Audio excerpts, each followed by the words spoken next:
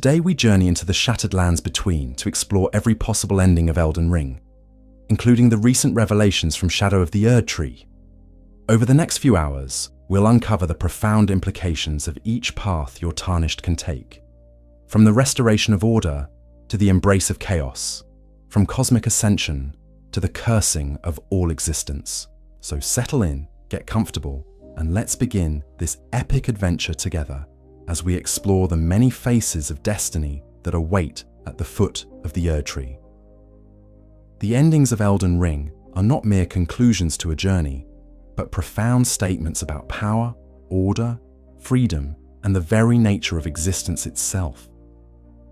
Each ending represents a fundamental choice about what the world should become, who should rule it, and whether the cycle of suffering should continue or be broken entirely. FromSoftware has crafted 6 distinct endings in the base game, each with its own philosophical weight and narrative significance. And now, with Shadow of the Erdtree, we have additional context that reframes everything we thought we knew about these choices. To understand these endings, we must first understand the world that brings us to them. The lands between exist in a state of perpetual conflict, where the Golden Order established by Queen Marika has begun to crumble. The Elden Ring, the cosmic law that governs reality itself, has been shattered, and with it the certainties of life, death, and divine rule have been thrown into chaos. Into this broken world comes the Tarnished, guided by grace toward the Erdtree, with the promise of becoming Elden Lord and restoring order to the realm. Yet as we've learned through our journey, and particularly through the revelations of Shadow of the Erdtree, the nature of this order, the true history of Marika's ascension, and the cost of maintaining divine rule are far more complex than they initially appear. The DLC has shown us Marika's own traumatic past, her transformation from a humble shaman into a god, and the cycles of violence that preceded the Golden Order. This context transforms how we view each ending, as we now understand that every choice we make echoes the decisions of those who came before. The Age of Fracture, the default path. Let us begin with what many consider the default ending, the Age of Fracture. This is the path that Melina guides you toward throughout your journey, the ending that requires no special quests or hidden knowledge, simply the completion of the main narrative thread. In this ending, the Tarnished repairs the Elden Ring and ascends to become Elden Lord, sitting upon the throne beneath the golden light of the restored Erdtree. The Age of Fracture represents a return to the status quo, or at least an attempt at such a return. The narrator speaks of how the fallen leaves tell a story of how a Tarnished became Elden Lord, suggesting that this outcome will be remembered as a restoration, a healing of the great wound that was the shattering. Yet the very name Age of Fracture suggests that this healing is imperfect, that the cracks remain visible even as they are mended. To achieve this ending, you must follow the golden path laid out by grace itself. You gather the great runes from the demigods, defeat Morgott in the capital, burn the Erdtree with the flame of the giants, traverse the crumbling ruins of Farum Azula, and finally face Radagon and the Elden Beast in the heart of the Erdtree itself. When you emerge victorious, you simply touch the fractured statue of Marika and choose to mend the Elden Ring without any additional modifications. The philosophical implications of this choice are profound. By choosing the Age of Fracture, the Tarnished accepts the fundamental structure of the world as it exists. They become a force of restoration rather than revolution, seeking to heal rather than transform. This is the ending that maintains the influence of the greater will, preserves the Golden Order's basic tenets, and continues the cycle of divine rule that has governed the lands between since Marika's ascension. Yet we must ask ourselves, is restoration truly healing? The Golden Order that you restore is the same system that led to the persecution of omens, the sealing away of death itself. and the eventual shattering that plunged the world into chaos. The Shadow of the Erdtree DLC has revealed to us the violence that preceded Marika's rule, the crusade against the Hornsent, the burning of their towers, and the cycles of revenge that stretch back through generations.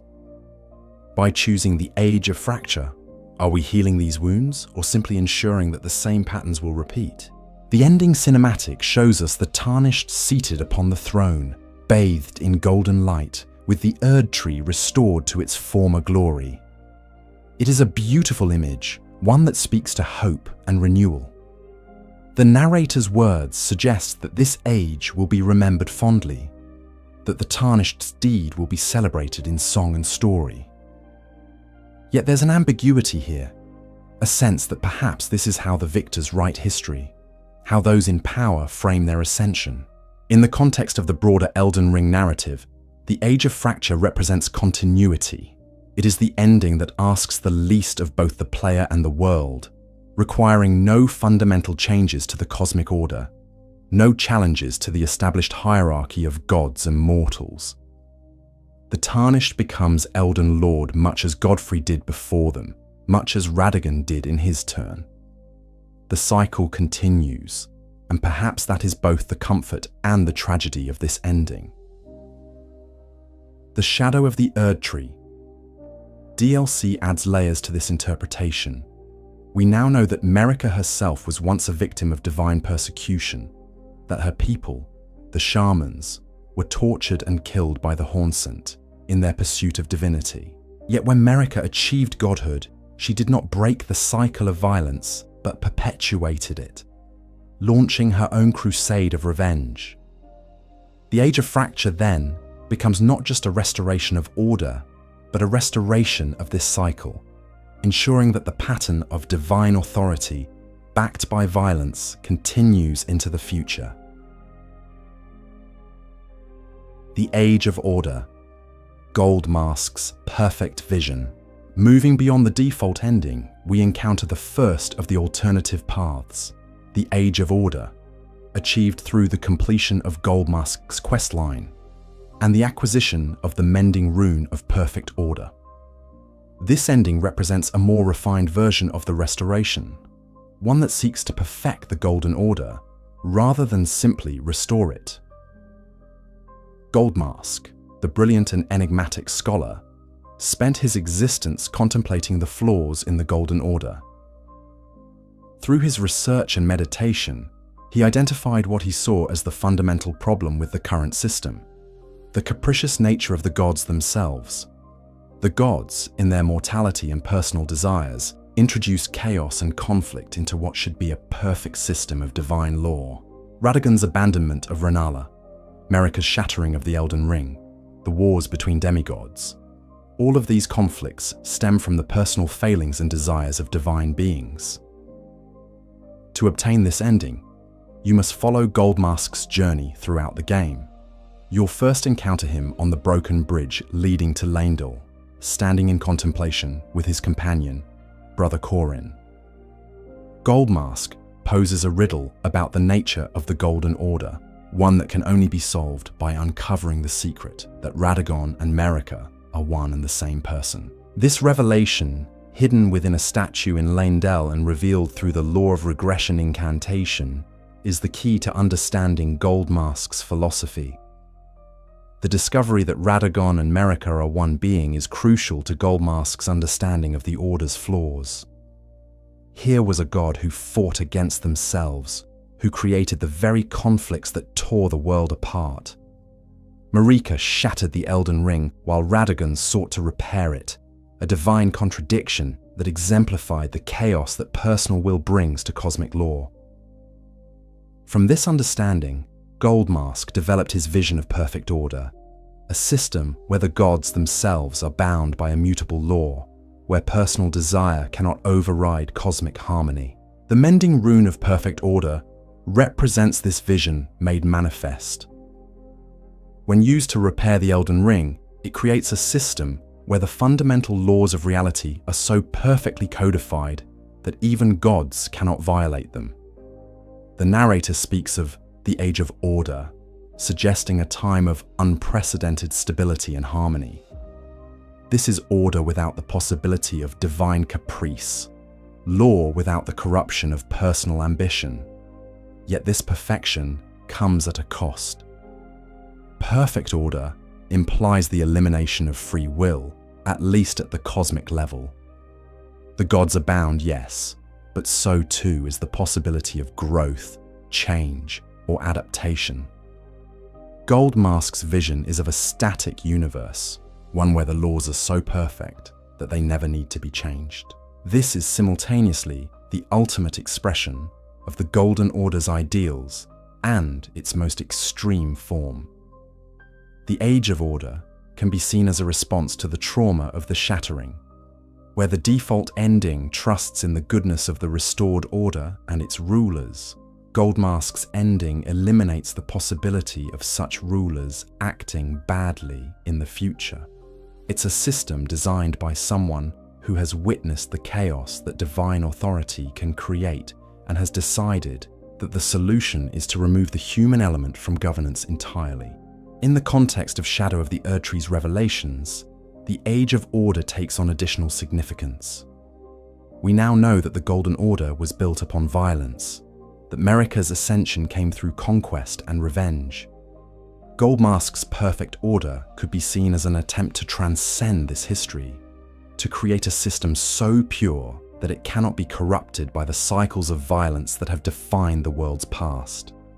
Yet it also raises the question of whether such perfection is truly desirable, whether a world without the possibility of change can truly be called alive. The Age of Order is perhaps the most intellectually satisfying of the endings for those who believe in the power of reason and law to solve the world's problems.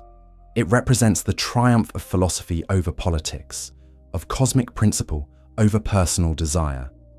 Yet it also represents a kind of death, the end of history itself, as all possibilities are constrained within perfect, unchanging law. The Age of the Duskborn. Fear's natural order, where Goldmask sought perfection through the elimination of divine caprice. Fear, the deathbed companion, sought healing through the restoration of the natural cycles. The Age of the Duskborn, achieved through completing Fear's questline and obtaining the mending rune of the Death Prince, represents a fundamental challenge to one of the Golden Order's core principles, the binding of death. Under the Golden Order, death as a natural process was largely eliminated. The Erdtree absorbed the souls of the dead, granting a form of immortality to those within its grace. This was seen as a blessing, a triumph over the cruel inevitability of mortality. Yet this disruption of the natural cycle created its own problems. Those who live in death were ostracized and hunted.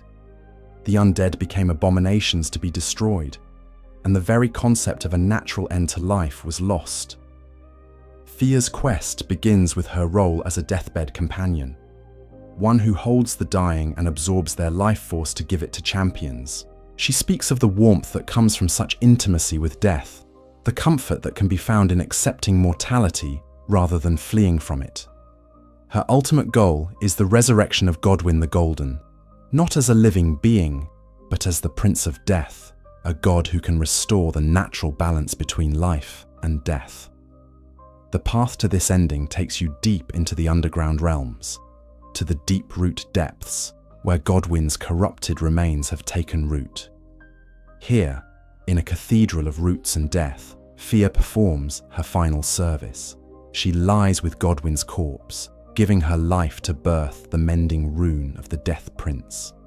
It's a profoundly intimate act, one that speaks to Fear's belief that death should not be feared, but embraced as part of the natural order. The Age of the Duskborn represents a world where the barrier between life and death is lowered, where those who exist in states between the two are no longer persecuted, but accepted as part of the natural order. The Duskborn are those who exist in this twilight state, neither fully alive nor fully dead, but part of a broader spectrum of existence that the Golden Order had tried to eliminate. This ending is particularly poignant when viewed through the lens of acceptance and tolerance. Throughout Elden Ring, we encounter beings who have been cast out by the Golden Order for their nature. The Omens with their horns, the Albinaurics who are considered artificial, the Misbegotten who are deemed unworthy of grace. The Age of the Duskborn extends this acceptance to death itself, suggesting that all states of being have their place in the cosmic order. The philosophical implications are profound. Where other endings seek to impose order through force or perfection through law, the Age of the Duskborn seeks harmony through acceptance. It's an ending that says the world's problems come not from the existence of death, but from the refusal to accept death as natural. By restoring the Prince of Death to his rightful place, the mending rune of the Death Prince creates a world where the full spectrum of existence is honored. Yet this ending also raises questions about what such acceptance means in practice. A world where the boundary between life and death is fluid is not necessarily a comfortable one for the living. The undead may be accepted, but that doesn't mean they cease to be dangerous or alien to mortal experience. The Age of the Duskborn may be more tolerant than the Golden Order, but it may also be more frightening for those who prefer the certainties of clear distinctions between life and death. In the context of Shadow of the Erdtree's revelations about Marika's past, the Age of the Duskborn takes on additional resonance. We now know that Marika's people, the shamans, possessed unique properties that allowed them to be melded together in jar rituals. Their very nature made them liminal beings, existing between individual and collective identity. The persecution they face for this nature parallels the persecution of the undead under the Golden Order. The Age of the Duskborn could be seen as a final vindication for all those who have been rejected for their liminal nature. The Blessing of Despair, the Dung Eater's Curse. Perhaps the most reviled of all possible endings is the Blessing of Despair, achieved through the deeply disturbing questline of the Dung Eater and the acquisition of the mending rune of the Fell Curse. This ending represents not just a change in cosmic order, but the deliberate choice to curse all future generations to ensure that every being born into the world will carry the mark of defilement. The Dung Eater is one of the most reprehensible characters in all of Elden Ring's cast. His very name speaks to his vile nature, and his actions throughout the game, defiling corpses, spreading curses, and glorying in suffering, mark him as a figure of pure malevolence. Yet his questline reveals a twisted philosophy behind his actions, a belief that by cursing everyone equally, he can eliminate the hierarchy of the blessed and the damned. Under the Golden Order, some are born blessed with grace, while others are born cursed as omens. Some are accepted into the Erdtree's embrace, while others are hunted as abominations. The Dung Eater sees this inequality as the fundamental injustice of the world, and his solution is characteristically extreme. If everyone is cursed, then no one can claim superiority based on divine favor. To complete his questline, you must feed him seedbed curses, the grotesque remains of those he has defiled. These items are found on corpses throughout the lands between, each one representing an act of violence and desecration that the Dung Eater has committed. The process of gathering these curses and delivering them to him is deeply uncomfortable, forcing the player to participate in his vile work, even if they don't share his philosophy. The final confrontation with the Dung Eater takes place in the sewers beneath Lanedell, in the subterranean shunning grounds where society's unwanted are hidden away. Here, in the realm of filth and abandonment, the Dung Eater completes his work, transforming the accumulated curses into the mending rune of the Fell Curse. This rune carries within it the power to defile the very structure of reality, ensuring that all future births will be tainted with the curse he has spread. The Blessing of Despair ending is unique in that it explicitly calls itself a blessing while clearly being a curse. The Dung Eater's twisted logic suggests that by making everyone equally miserable, he has eliminated the injustice of some being blessed while others suffer. In his view, universal curse is preferable to selective blessing because it treats all beings equally even if that equality is found in suffering. The narrator's words for this ending are particularly chilling. The reviled curse that defined our age, the blessing of despair. The very language suggests a world that has accepted its own damnation, that has found a kind of peace in universal suffering. It's a deeply pessimistic vision, one that suggests that equality through shared misery is preferable to hierarchy with its inevitable injustices. This ending forces us to confront uncomfortable questions about justice and equality. Is the Dung Eater's vision entirely wrong? In a world where some are born as omens to be hunted while others are born as demigods to be worshipped, is there a twisted logic to his solution? The Golden Order's inequality is undeniable. We see throughout the game how it persecutes those who don't fit its narrow definition of worthy existence. Yet the cost of the Dung Eater's equality is unspeakably high. The mending rune of the Fell Curse doesn't just affect the present generation, but ensures that the world's children, grandchildren, and every generation hence will be its pustules. Say, this is not revolution, but damnation, not reform, but revenge against existence itself. In the context of Shadow of the Erdtree, the blessing of despair takes on additional horrifying resonance. We now know the full extent of the cycles of revenge that have defined the world's history. Marika's people tortured by the Hornsent. Marika's revenge upon the Hornsent, and now potentially the Tarnished's revenge upon existence itself. The Dung Eater's ending represents the ultimate expression of this cycle, a curse so complete that it eliminates the possibility of any future escape from suffering. The Blessing of Despair is perhaps the most philosophically challenging ending because it forces us to consider whether universal suffering might be preferable to systemic injustice. It's an ending that appeals to the darkest impulses of revenge and nihilism, yet it contains within it a genuine critique of the world's inequalities.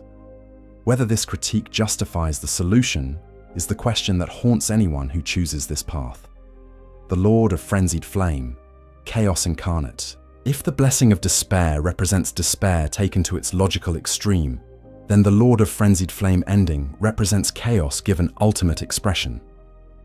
This is perhaps the most radical of all possible endings, one that doesn't seek to repair or reform the world, but to burn it all away and start from nothing. The Frenzied Flame doesn't promise a better world, it promises no world at all. The path to this ending begins in the deepest depths beneath Leyndell, in the subterranean shunning grounds where the city hides its unwanted. Here, beyond even the Dung Eater's prison, lies a secret that predates the Golden Order itself. The Three Fingers, the antithesis to the two fingers that serve the greater will.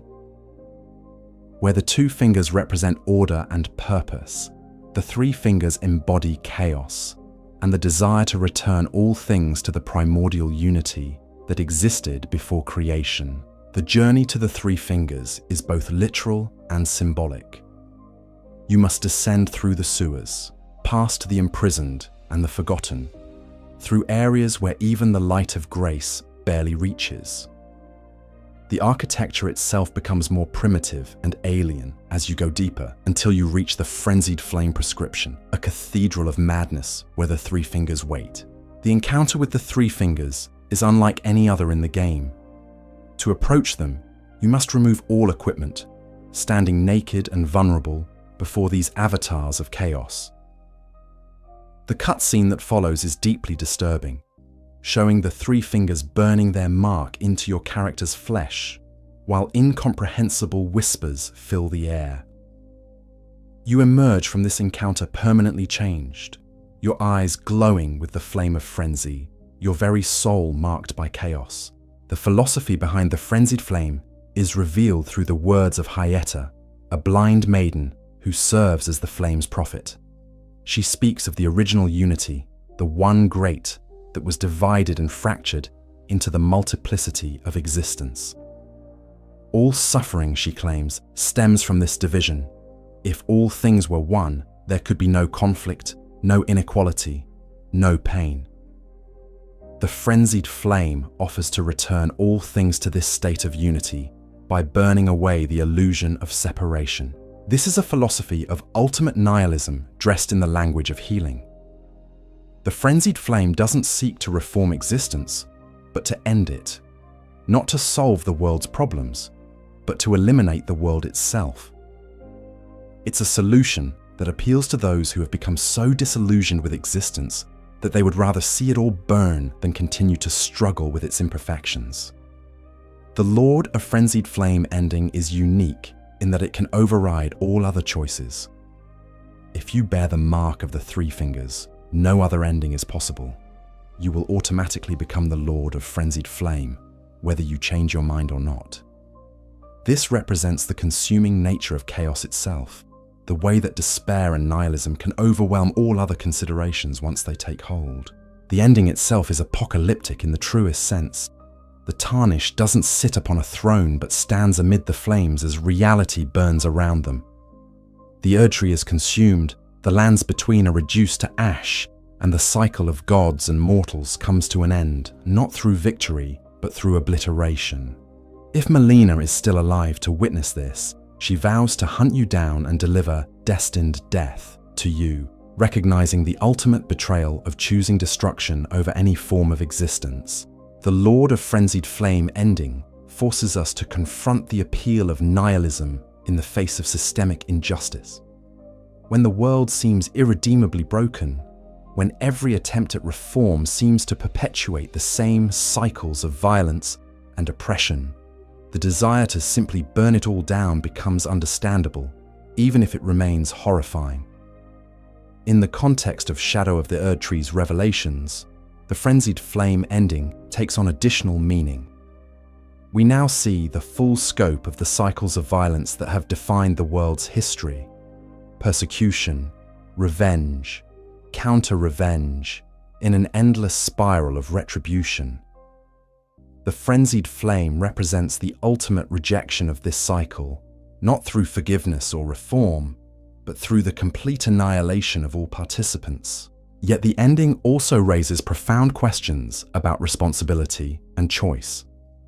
Is the complete destruction of existence ever justified by the existence of suffering? Can the elimination of all possibility for joy, love, and growth ever be worth the elimination of pain and injustice? The Lord of Frenzied Flame ending suggests that some people, when faced with a broken world, will answer yes to these questions. The relationship between this ending and Miquella's character arc is particularly poignant. Throughout the game, Miquella guides you toward becoming Elden Lord, sacrificing herself at the Forge of the Giants to ensure your path forward. If you choose the Frenzied Flame before her sacrifice, she will abandon you, recognizing that you have chosen destruction over the restoration she represents. Her final vow to hunt you down if you complete this ending speaks to the ultimate betrayal that choosing the Frenzied Flame represents. Not just of the world, but of everyone who believed in the possibility of its healing. The Age of Stars. Ranni's cosmic revolution. Among all the endings of Elden Ring, the Age of Stars stands apart as perhaps the most complex and philosophically rich. Achieved through the completion of Ranni the Witch's elaborate questline, this ending represents not just a change in earthly rule, but a fundamental transformation of the relationship between the cosmic and the mundane, between gods and mortals, between order and freedom. Ranni the Witch is one of the most enigmatic and compelling characters in Elden Ring. A demigod who orchestrated her own death, a daughter who rebelled against her mother's order, a being who exists simultaneously in flesh and spirit form. She embodies the contradictions and complexities that define the world itself. Her questline is correspondingly intricate, taking you across the breadth of the lands between and beyond, into hidden cities and cosmic depths. The journey to the Age of Stars begins when you first encounter Ranni at her tower in Liurnia, though her influence can be felt even earlier through her gift of the Spirit Calling Bell. She tasks you with finding the treasures of Nokron, the Eternal City, which requires defeating Starscourge Rudon to open the path. This connection between Ranni's quest and Rudon's fate takes on new significance in light of Shadow, of the Erdtree's revelations about their relationship. The Fingerslayer blade that you retrieve from Nokron is more than just a weapon. It's a symbol of Ranni's ultimate goal: the severing of the connection between the lands between and the cosmic forces that have controlled its destiny. This blade can harm the Greater Will's agents, the fingers that serve as intermediaries between the cosmic order and earthly reality. Ranni's questline takes you through the Kyrian study hall, where reality itself is inverted through the power of the Kyrian inverted statue. This serves as a metaphor for Ranni's entire project: the inversion of the established cosmic order, the turning upside down of assumptions about how gods and mortals should relate to each other. The climax of the quest occurs in the depths beneath the cathedral of Manus Celes, where Ranni waits in a state between life and death, her soul housed in a doll while her original body lies cold above. Here, you present her with the Dark Moon Ring, a symbol of betrothal and partnership that represents not just personal alliance, but cosmic transformation. The Age of Stars ending itself is unique among all the game's conclusions. Instead of sitting upon the Erdtree's throne, the Tarnished ascends with Ranni into the cosmos itself, beginning a 1,000-year voyage, guided by the wisdom of the moon. The Erdtree is replaced by a dark moon, and the Golden Order gives way to what Ranni calls an order not of gold, but the stars and moon of the chill night. Fused, the philosophy behind the Age of Stars is profound and multifaceted. Ranni speaks of keeping her order far from the earth beneath our feet, ensuring that it cannot be corrupted by earthly politics or personal ambitions. She seeks to create a system where the cosmic order exists but does not interfere with mortal life, where gods rule from a distance that prevents them from becoming tyrants. This represents a fundamental critique of all previous forms of divine rule in the lands between. The Greater Will's order was imposed from above, with the two fingers serving as direct agents of cosmic authority. The various demigods ruled through divine right, claiming authority based on their connection to higher powers. Ranni's order deliberately severs these direct connections, creating what might be called a hands-off approach to cosmic governance. The translation of Ranni's final speech has been a subject of much debate, with significant differences between the English and Japanese versions.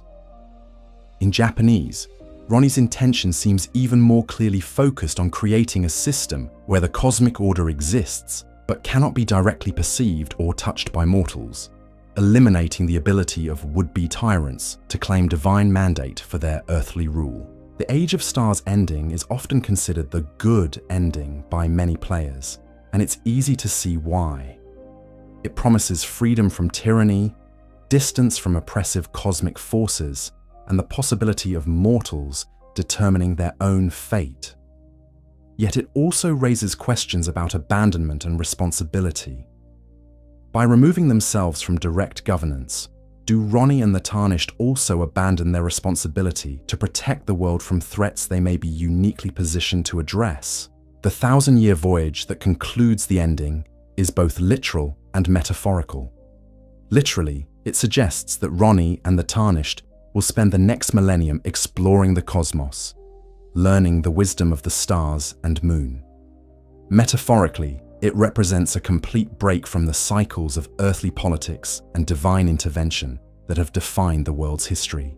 In the context of Shadow of the Erdtree's revelations, the Age of Stars takes on additional significance. We now know that divine rule has always been built upon violence, that the ascension to godhood requires the crushing of those who came before. Marika's rise involved the persecution of the Hornsent, while her own people had been persecuted in turn. Ranni's solution is to break this cycle entirely by removing the gods from direct earthly power. The Age of Stars also represents a form of maturation for both the Tarnished and the world itself. Instead of remaining in the position of a child seeking divine guidance or a subject accepting cosmic authority, the Tarnished becomes a partner in cosmic rule, while the world is left to develop its own systems of governance without divine interference. Yet this ending also embodies a form of tragedy. the Tarnished who worked so hard to explore and understand the lands between, must ultimately leave it behind.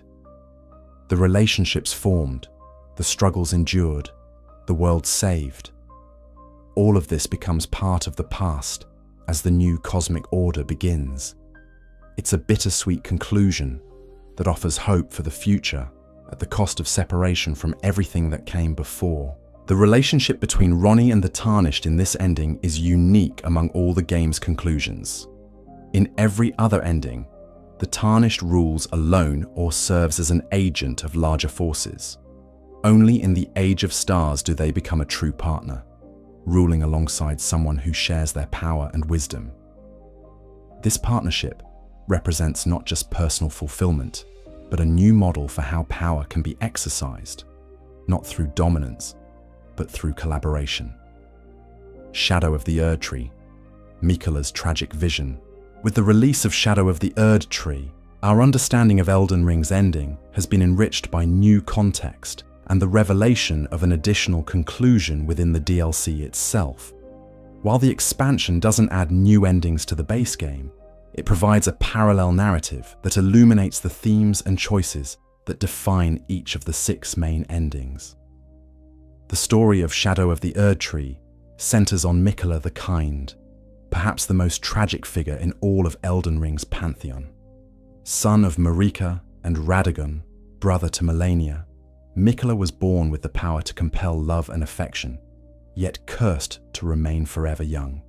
His vision was of a gentler world, one free from the curses and suffering that defined his family's existence. The DLC's narrative structure deliberately parallels the main game's ending choices.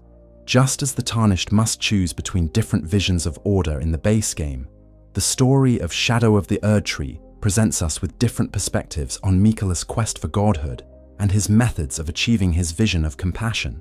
Miquella's journey to the land of Shadow represents his attempt to transcend the limitations of his birth and achieve true godhood. Unlike his mother Marika, who ascended through violence and conquest, Miquella sought to achieve divinity through the ultimate sacrifice, the abandonment of his own flesh, his fears, his doubts, and ultimately, his love.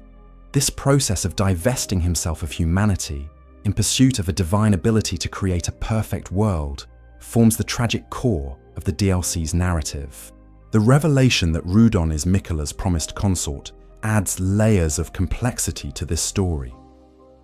In the Shadow of the Erdtree ending, we face promised consort Rudon, a being reborn through Miquella's power and grace. This represents Miquella's vision made manifest, the resurrection of the dead in service of a kinder world, the transformation of warriors into instruments of peace. Yet the very fact that we must fight this vision reveals its fundamental flaw. Miquella's kindness, stripped of human limitation and elevated to divine compulsion, becomes a form of tyranny. His ability to inspire love becomes the power to override free will. His desire to heal the world's wounds becomes a need to eliminate everything that doesn't fit his vision of perfection. The final boss battle against Miquella and Rudon is particularly poignant because it forces us to destroy a vision that, on its surface, seems genuinely benevolent. Miquella speaks of creating a world without cruelty, without the curses that plague his family, without the cycles of violence that have defined the lands between's history. Yet his method of achieving this vision, the compulsion of love, the override of will, the elimination of choice, makes it indistinguishable from any other form of tyranny. The DLC's ending doesn't provide a traditional conclusion with multiple choices like the base game. Instead, it offers a memory, a glimpse of Miquella before his transformation, sitting alone beside an empty throne, asking for a gentler world. This image is heartbreaking in its innocence and tragic in its implications. We see the moment before Miquella chose the path that would lead to his own damnation and the necessity of his destruction. The tragedy of Miquella's story is that his intentions were genuinely pure.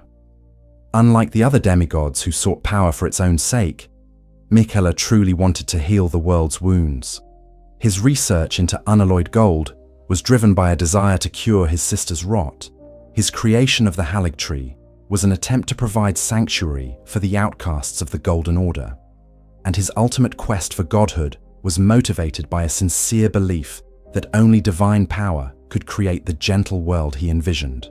Yet the very purity of his intentions makes his fall all the more tragic.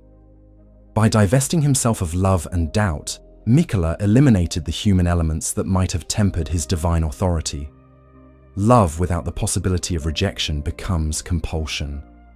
Kindness without the acceptance of cruelty becomes tyranny. The gentle world he sought to create could only exist if all beings were forced to be gentle, and such forced gentleness is indistinguishable from slavery. The parallel between Miquella's story and the base game's endings is profound. Each ending represents a different response to the world's suffering, from restoration to revolution to destruction. Miquella's path represents perhaps the most seductive of all possible responses. The promise that if we just accumulate enough power, if we just achieve sufficient authority, we can force the world to be good. The DLC shows us the inevitable result of such thinking, the corruption of good intentions by the very power meant to implement them. The revelation of Miquella's true nature also recontextualizes many of the base game's endings. His ability to compel love and affection raises questions about the nature of choice itself. If a demigod can override free will through charm, what does that say about the validity of any choice made in their presence? The various followers who appear throughout the DLC, from the loyal Ansbach to the devoted Lyda, all struggle with the question of whether their devotion is genuine or merely a product of Miquella's influence. This theme resonates through all of Elden Ring's endings. The Age of Fracture represents trust in traditional authority, but what if that authority is maintained through supernatural charisma rather than genuine merit? The Age of Order promises perfect law, but what if perfect law is indistinguishable from perfect tyranny? Even the Age of Stars, seemingly the most liberating ending, involves the Tarnished being taken away by a being of immense power whose true motivations remain mysterious. The Land of Shadow itself serves as a metaphor for the hidden costs of divine rule.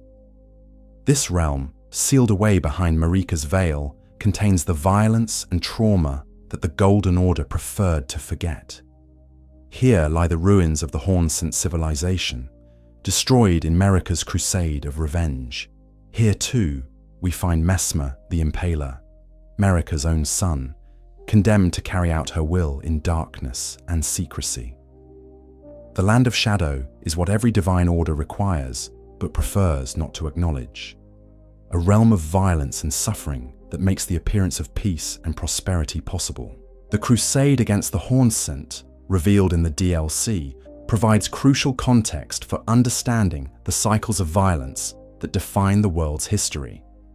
The Hornsent, we learn, tortured and killed Marika's people, the shamans, in their jar rituals. These rituals were an attempt to create perfect beings by melding different forms of life together, but they required the destruction of the shaman's unique properties. When Marika achieved godhood, she did not break this cycle of violence but perpetuated it, launching her own crusade of extermination against the Hornsent.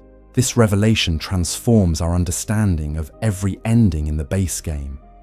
The Age of Fracture, which restores the Golden Order, also restores this system built upon hidden violence. The Age of Order, which seeks to perfect divine law, risks perfecting divine cruelty as well. The Blessing of Despair, which curses all existence, can be seen as the ultimate expression of the cycles of revenge that the DLC reveals. Even the Age of Stars, which removes the gods from direct rule, could be seen as an attempt to escape responsibility for the violence that divine rule requires. The character of Messmer himself serves as a dark mirror to all the ending's protagonists. Like the Tarnished who becomes Elden Lord, Messmer serves as his mother's champion and executor of her will.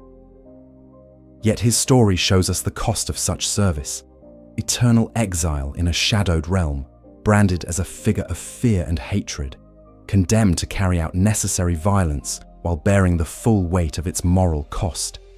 In Messmer, we see what the Tarnished might become in any ending where they choose to serve as an agent of cosmic authority. The DLC's exploration of family trauma and its intergenerational effects adds another layer to the main game's endings. Miquella's quest for godhood can be understood as an attempt to heal the trauma that defined his family, the curses that afflicted his siblings, the violence that built their mother's empire, the cycles of revenge that preceded their birth.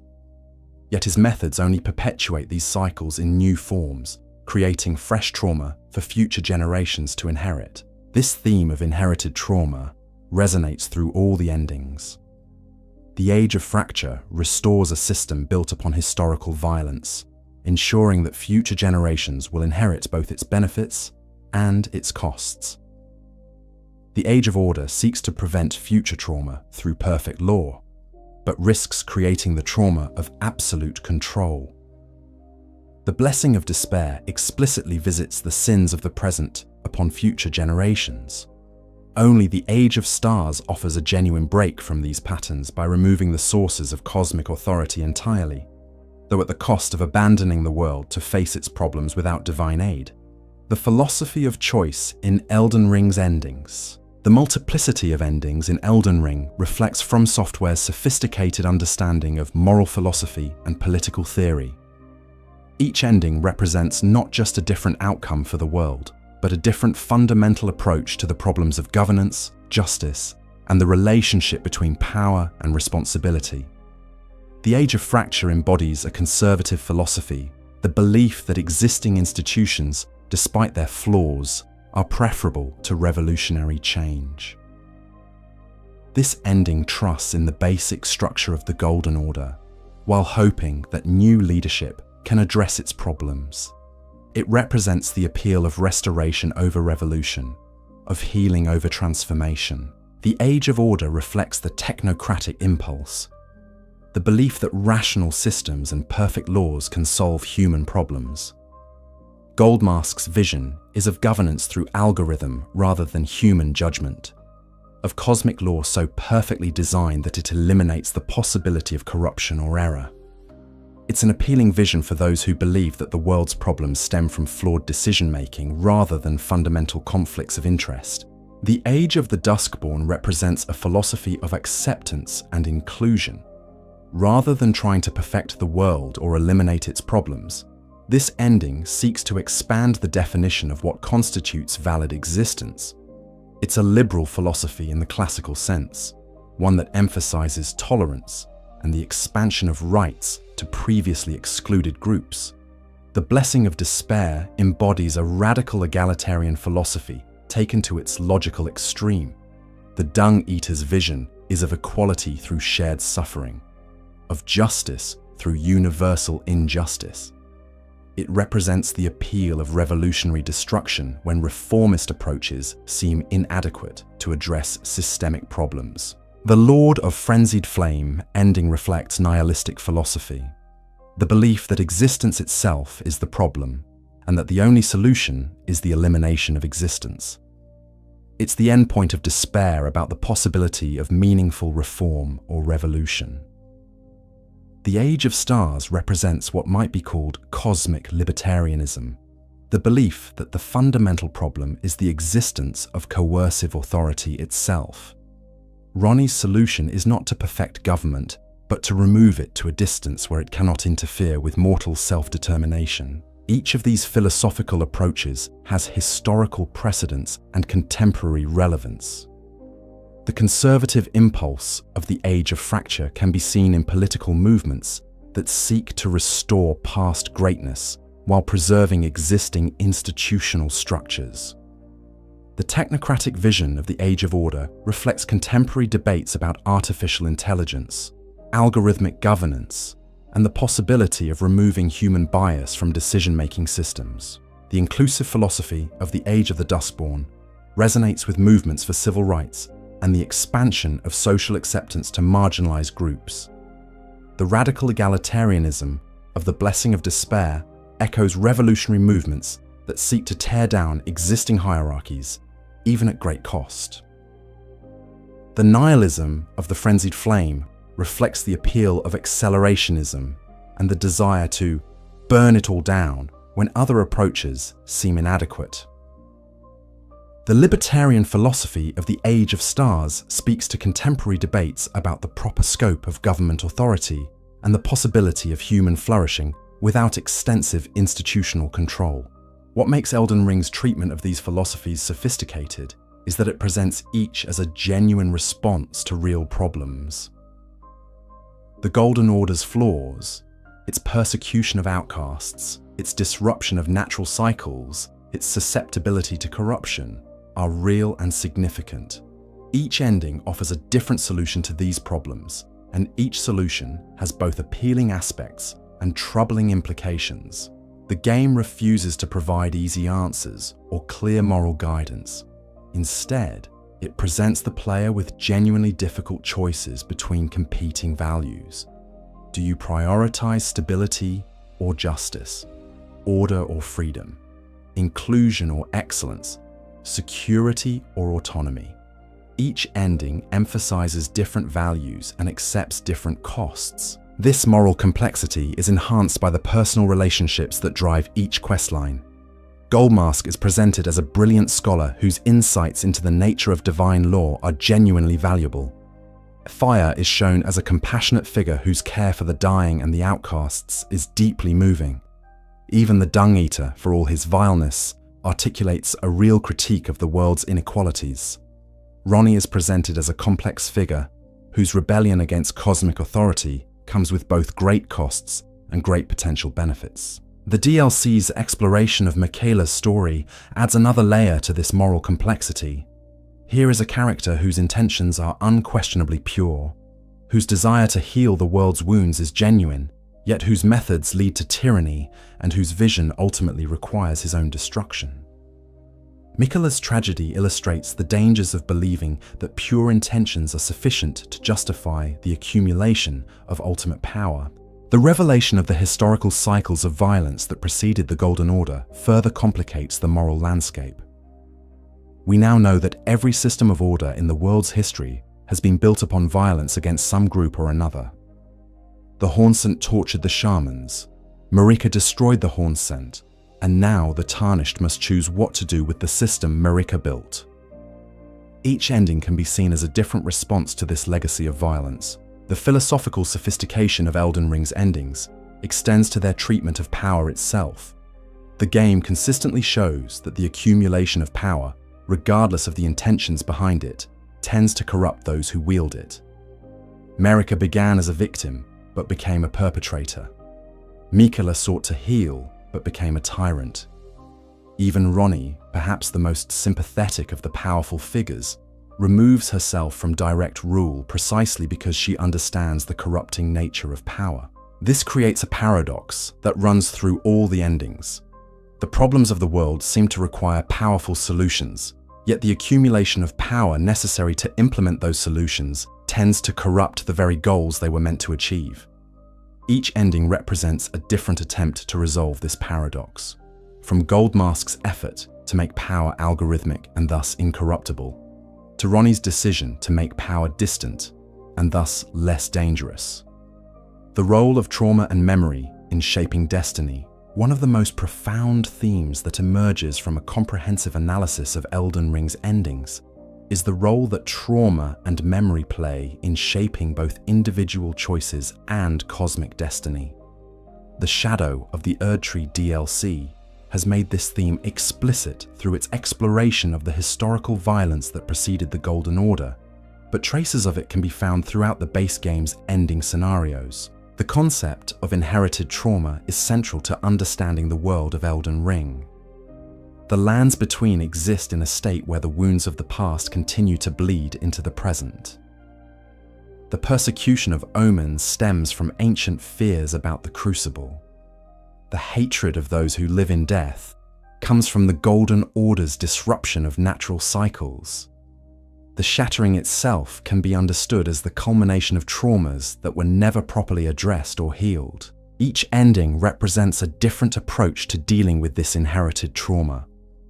The Age of Fracture attempts to restore the system that created the trauma, hoping that new leadership can somehow transcend the cycles of violence that the system inherently perpetuates. It's an approach that focuses on healing symptoms while leaving root causes unaddressed. The Age of Order seeks to prevent future trauma through the implementation of perfect systems that eliminate the possibility of divine caprice or personal corruption. It's a technocratic response to trauma, the belief that if we can just design perfect institutions, we can prevent the kinds of conflicts that create intergenerational wounds. The Age of the Duskborn attempts to heal trauma through acceptance and inclusion. By embracing those who exist in liminal states between life and death, this ending seeks to end the persecution that stems from fear of the different or the unknown. It's a therapeutic approach to cosmic governance. The Blessing of Despair represents trauma taken to its logical extreme, the decision that if everyone must suffer, then suffering itself becomes meaningless. It's a response born from the recognition that some traumas are so severe that traditional healing seems impossible. The Lord of Frenzied Flame ending embodies trauma as total annihilation. When suffering becomes unbearable and healing seems impossible, the attraction of simply ending everything becomes understandable, even if it remains horrifying. The Age of Stars offers what might be called a dissociative response to trauma, the removal of the sources of cosmic authority to a distance where they cannot continue to inflict fresh wounds. It's an ending that prioritizes preventing future trauma over healing past wounds. The DLC's revelation of Marika's own traumatic past adds crucial context to this analysis. We now understand that the Golden Order itself was built as a response to trauma. Marika's transformation from victim to goddess was driven by her experience of persecution and loss. Yet her response to trauma was to perpetuate the cycle, inflicting upon the Hornsent the same kind of systematic violence that they had inflicted upon her people. This pattern of trauma response creating fresh trauma appears throughout the game's lore. Miquella's quest for godhood was driven by his desire to heal his sister's affliction and create a gentler world, yet his methods created their own forms of violence and oppression. Ranni's rebellion against the cosmic order was motivated by her desire for freedom, yet it required orchestrating her own death and manipulating others to achieve her goals. The game's treatment of memory is equally complex. Memory in Elden Ring is not simply personal recollection, but a cosmic force that shapes reality itself. The walking mausoleums preserve the memories of soulless demigods. The spirit ashes allow the dead to continue acting in the world through the power of remembered purpose. The very landscape bears the memory of ancient conflicts in its geography and architecture. Each ending represents a different relationship with memory and the past. The Age of Fracture seeks to honor the memory of the Golden Order while healing its wounds. The Age of Order attempts to transcend the problems of the past through perfect systematization. The Age of the Duskborn embraces memories of death and transformation that the Golden Order sought to suppress. The Blessing of Despair perpetuates the memory of suffering into all future generations. The Lord of Frenzied Flame seeks to burn away all memory, returning existence to the primordial unity that existed before the divisions of history. The Age of Stars preserves memory while removing its cosmic authority, allowing the past to inform but not control the future. The relationship between trauma, memory, and power is particularly evident in the character of Marika herself. Her shattered state within the Erdtree represents both the culmination of cosmic trauma and the source of its perpetuation. She exists simultaneously as victim and perpetrator, goddess and prisoner, the center of divine authority and the being most constrained by it. The fact that most endings require the player to interact with Marika's shattered form emphasizes the centrality of trauma to the cosmic order. To become Elden Lord, you must literally touch the broken goddess, accepting both the power and the burden of her legacy. Only in the Age of Stars do you bypass this interaction. Instead, choosing to leave with Ranni for a cosmic journey that explicitly moves beyond the sight of earthly trauma. The DLC's exploration of the realm of shadow as a place where traumatic memories are hidden but not healed provides a powerful metaphor for how societies deal with difficult histories. The Land of Shadow contains all the violence and suffering that the Golden Order preferred not to acknowledge: the crusade against the Hornsent, the persecution of the fire giants, the burning of the great tree that preceded the Erdtree. This hidden realm suggests that none of the main game's endings truly address the root traumas of the world's history. The Age of Fracture restores the system while keeping its foundations hidden. The Age of Order perfects the system without examining its traumatic origins. Even the more revolutionary endings like the Age of Stars or the Lord of Frenzied Flame focus on future transformation rather than acknowledging and healing past wounds. The only ending that truly grapples with the full scope of historical trauma is perhaps the Age of the Duskborn, which seeks to include and accept all forms of existence, including those that previous orders had rejected or hidden. Yet even this ending focuses more on future acceptance than past acknowledgement. The DLC's treatment of Mesmer the Impaler provides a particularly poignant example of how trauma shapes destiny. Mesmer, cursed with a serpent and abandoned in the shadowed realm, carries out his mother's will while bearing the full moral weight of the violence it requires. His story illustrates how the children of traumatized parents often become the instruments of their parents' unresolved wounds, perpetuating cycles of violence they did not create but cannot escape. This pattern appears throughout the game's genealogy. Melania bears the curse of rot that defines her existence. Miquella's eternal youth becomes both blessing and curse. Mohg's obsession with dynasty building reflects the absence of healthy family structures. Each of these characters represents a different way that parental trauma shapes the next generation. The question that emerges from this analysis is whether any of the endings truly break these cycles of inherited trauma. The Age of Stars comes closest by removing the Tarnished and Ranni from the earthly realm entirely. But this represents escape rather than healing. The other endings, each in their own way, risk perpetuating the patterns they seek to address. Perhaps this is the ultimate message of Elden Ring's multiple endings, that there are no easy solutions to the problems created by historical trauma and inherited suffering. Each ending offers partial remedies and creates new problems. Each represents a genuine attempt to address real issues while falling short of perfect resolution. The game's refusal to provide a clearly correct ending reflects this understanding. Just as real-world societies struggle with the legacies of historical violence and systemic oppression, the lands between cannot be easily healed through any single action or choice. The best the Tarnished can do is choose which problems to prioritize and which costs to accept. The Cosmic Order and individual agency. The tension between Cosmic Order and individual agency runs through every ending in Elden Ring, reflecting broader philosophical questions about determinism, free will, and the relationship between universal principles and personal choice. The game's multiple endings allow players to explore different perspectives on these fundamental questions while experiencing the consequences of each approach. The Greater Will, as presented in the base game, represents cosmic order in its most traditional form, a universal force that establishes fundamental laws of reality and expects compliance from all beings within its domain. The two fingers serve as its agents, interpreting cosmic will for mortal understanding and providing guidance toward the fulfillment of divine purpose.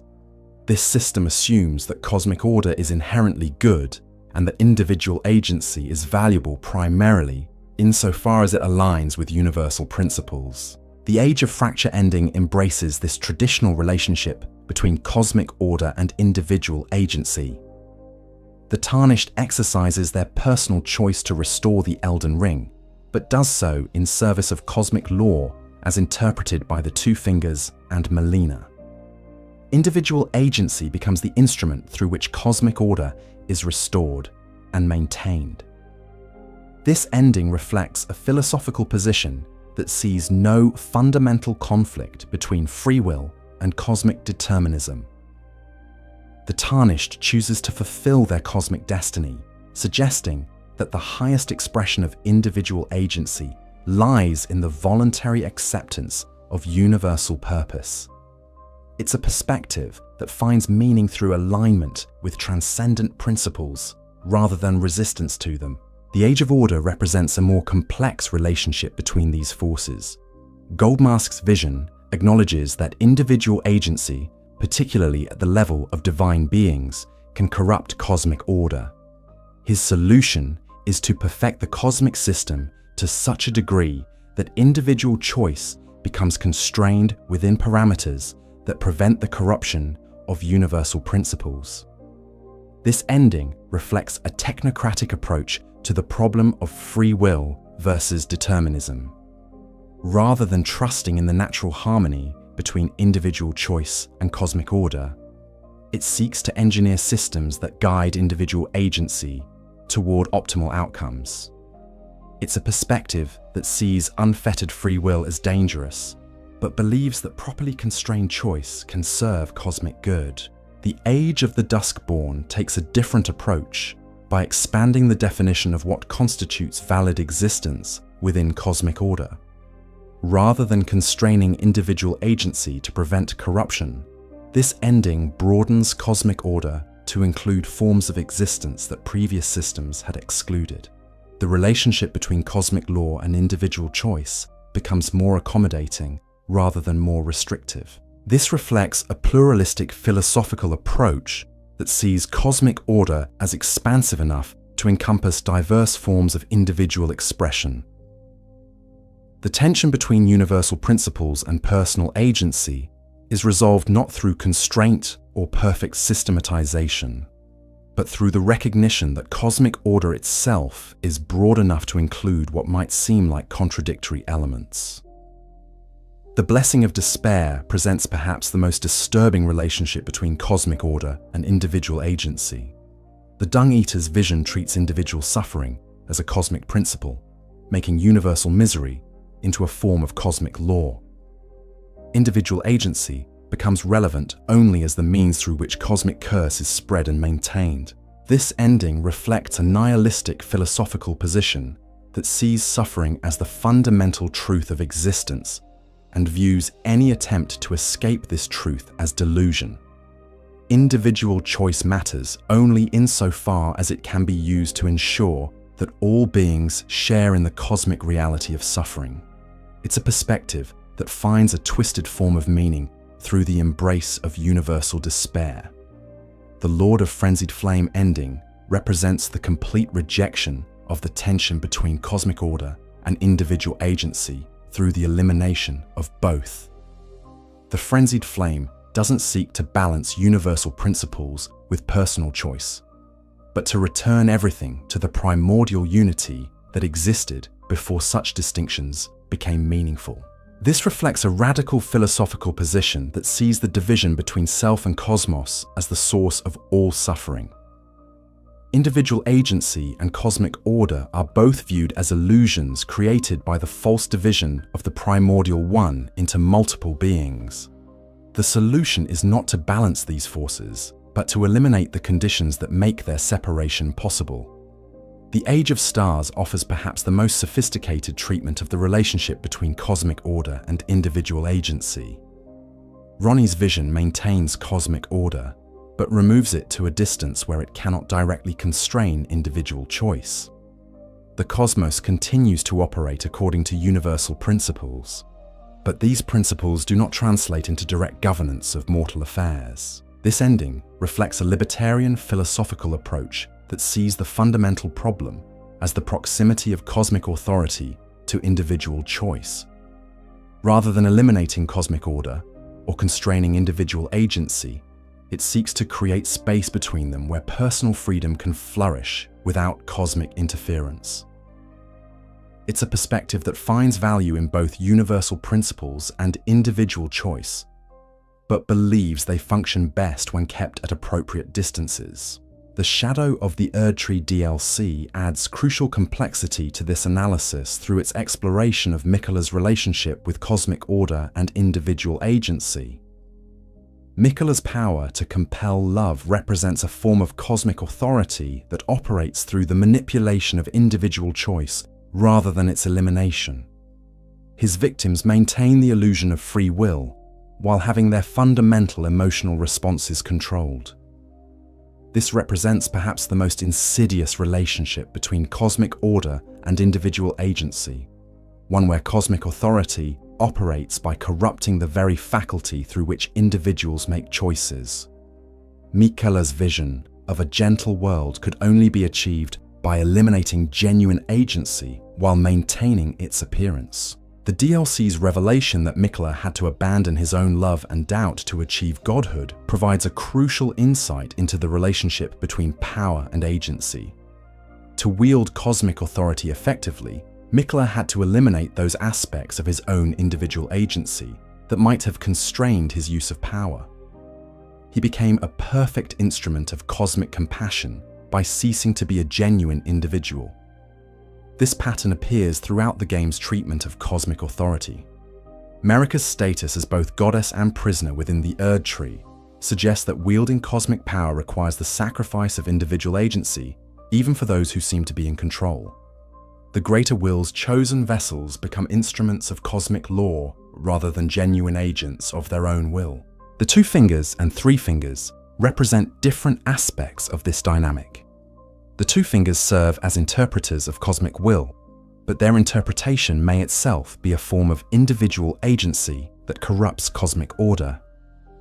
The 3 fingers represent cosmic force unmediated by interpretation, but this results in chaos rather than meaningful choice. The game's treatment of grace provides another lens through which to examine the relationship between cosmic order and individual agency. Grace appears to guide individual choice toward cosmic purpose, but the Tarnished retain the ability to ignore this guidance. The various endings can be seen as different interpretations of what grace actually demands, and whether following it represents genuine choice or cosmic compulsion. The Frenzied Flame's ability to override all other ending choices once acquired represents the most extreme example of cosmic force eliminating individual agency.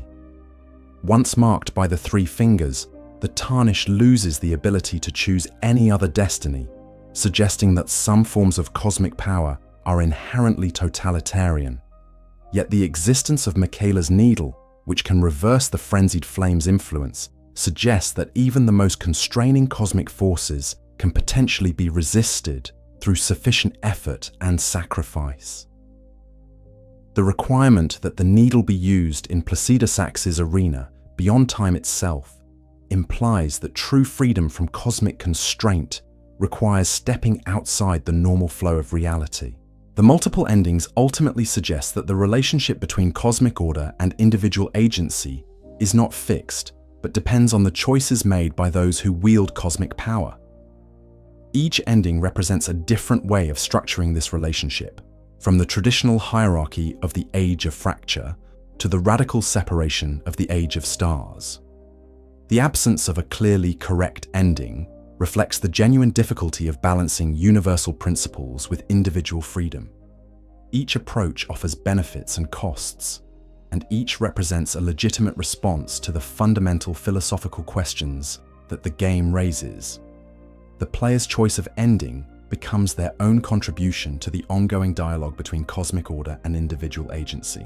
The economics of power and the distribution of grace beyond the philosophical and theological implications of Elden Ring's endings lies a complex economic and social analysis of how power is distributed, maintained, and transferred within the lands between.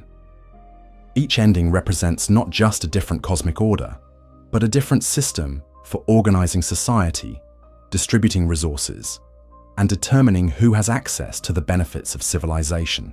The Golden Order, as it existed before the Shattering, can be understood as a form of divine monarchy backed by cosmic authority.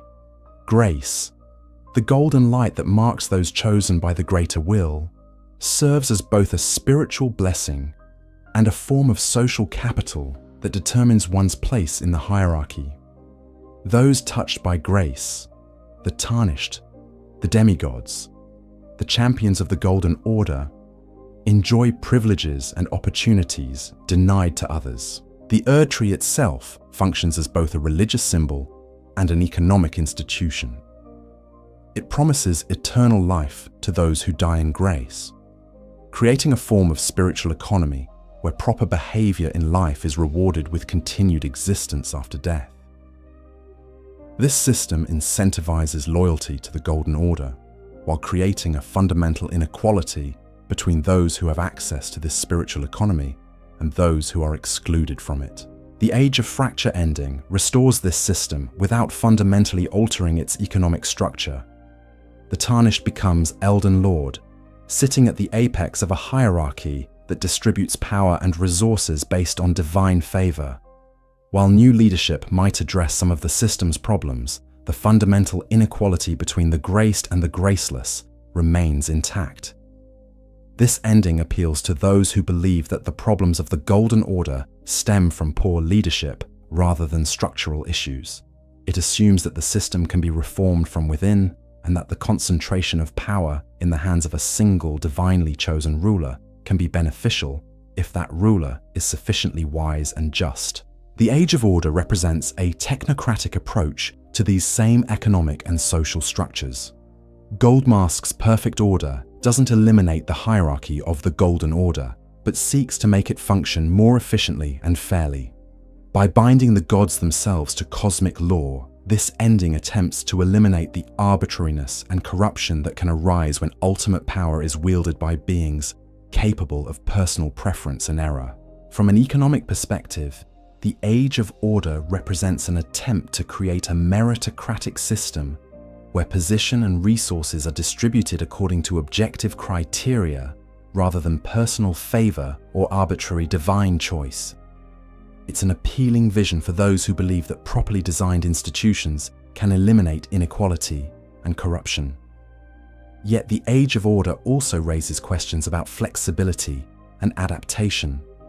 Perfect systems, by definition, cannot be changed without becoming imperfect. This ending might create a form of cosmic totalitarianism, where even beneficial changes become impossible because they would violate the perfect structure of the law. The Age of the Duskborn represents a more radical approach to the economic and social structures of the lands between. By restoring the natural cycle of life and death and accepting those who exist in liminal states, this ending challenges one of the fundamental assumptions of the Golden Order's economy, that death is something to be overcome rather than accepted. The Golden Order's promise of eternal life through the Erdtree created a form of spiritual inequality where some souls were worthy of preservation while others were not. The Age of the Duskborn eliminates this distinction, suggesting that all forms of existence have value and that the natural cycles of life, death, and rebirth should be honored rather than circumvented. From an economic perspective, this ending represents a move toward greater equality and inclusion. By expanding the definition of worthy existence to include the undead and other liminal beings, it creates a more diverse and inclusive society. Yet it also eliminates one of the Golden Order's primary incentives for good behavior, the promise of eternal life for the faithful. The blessing of despair takes the logic of economic equality to its most extreme conclusion. The Dung Eater's vision eliminates inequality by ensuring that everyone suffers equally. If the problem with the Golden Order is that some are blessed while others are cursed, then his solution is to curse everyone, creating a perfect equality of misery. This ending can be understood as a critique of systems that create fundamental distinctions between worthy and unworthy people. By making everyone equally cursed, the blessing of despair eliminates the possibility of using cosmic favor as a basis for social hierarchy, yet it achieves this equality through universal suffering rather than universal flourishing. The economic implications of this ending are particularly disturbing. A world where everyone is cursed is likely to be a world where cooperation and social organization become extremely difficult. The blessing of despair might eliminate inequality, but it does so by making everyone equally miserable rather than equally happy. The Lord of Frenzied Flame ending represents the complete rejection of all economic and social structures through the elimination of the world itself. If the problem is inequality and suffering within existing systems, then the Frenzied Flame offers the ultimate solution, the destruction of all systems entirely. This ending appeals to those who have become so disillusioned with the possibility of reform that they prefer annihilation to continuation. It represents the end point of revolutionary thinking, the belief that some systems are so fundamentally corrupt that they must be completely destroyed rather than reformed or replaced. Yet the Lord of Frenzied Flame ending also represents the ultimate abdication of responsibility for creating better systems.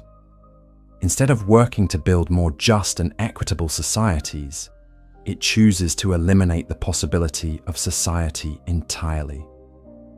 It's a solution that solves the problem of inequality by eliminating the conditions that make equality possible. The Age of Stars represents perhaps the most sophisticated approach to the economic and social problems of the lands between.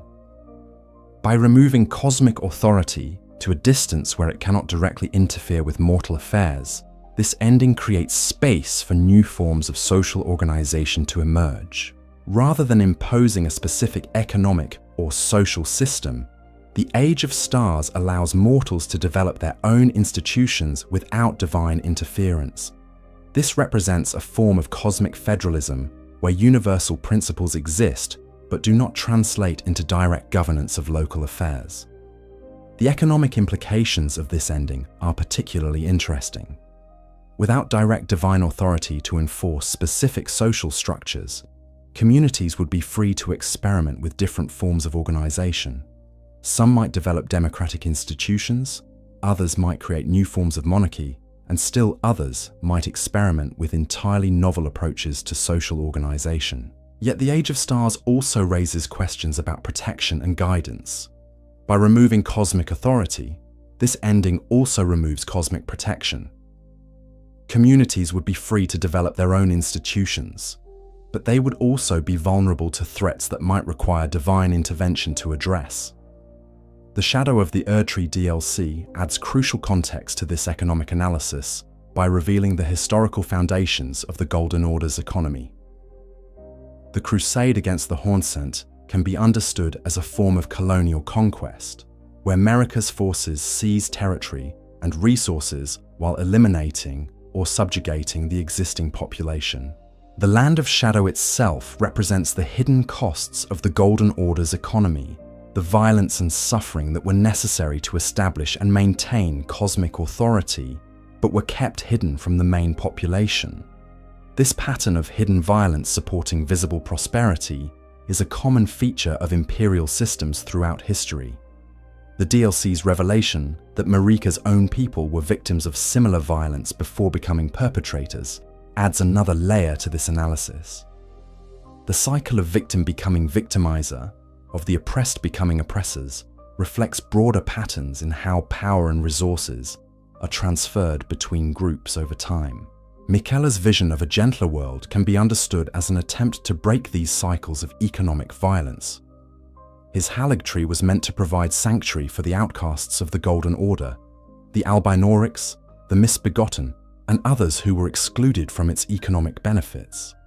Yet his methods of achieving this vision ultimately reproduce the same patterns of coercion that characterized the systems he sought to replace. The revelation that Miquella's power operated through the compulsion of love raises questions about the nature of economic consent. If powerful beings can manipulate the fundamental emotional responses that drive human choice, then the distinction between voluntary cooperation and coercion becomes meaningless. Miquella's gentle world could only exist through the elimination of genuine economic agency. The various NPCs who follow different ending paths throughout the game represent different approaches to these economic and social questions. Fia's care for the dying represents a gift economy based on mutual aid and compassion. Goldmask's scholarship represents the belief that intellectual work can solve social problems. The Dung Eater's violence represents the belief that existing systems are so corrupt that they must be destroyed even at enormous cost. Ranni's rebellion represents perhaps the most complex economic philosophy in the game. Her rejection of the Golden Order isn't driven by a desire for personal power, but by a belief that cosmic authority itself is inherently corrupting. Her solution, removing herself and the Tarnished to cosmic distance, represents a form of economic abdication that creates space for new systems to emerge. The economic implications of each ending extend beyond immediate questions of resource distribution to broader questions about the nature of value and worth. The Golden Order created a system where spiritual value was determined by cosmic authority, where some lives were inherently more valuable than others based on divine favor. Each ending represents a different approach to these questions of value. The Age of Fracture maintains the existing hierarchy of spiritual value, while hoping that new leadership can address its inequities. The Age of Order seeks to make this hierarchy more rational and fair. The Age of the Duskborn expands the definition of valuable existence to include previously excluded forms of life. The Blessing of Despair eliminates hierarchies of value by making all existence equally worthless. The Lord of Frenzied Flame eliminates the question of value entirely by destroying the conditions that make valuation possible. The Age of Stars removes cosmic authority from the determination of value, allowing communities to develop their own understanding of worth and meaning. The question that emerges from this analysis is whether any economic or social system can truly address the fundamental inequalities that seem to characterize existence in the lands between.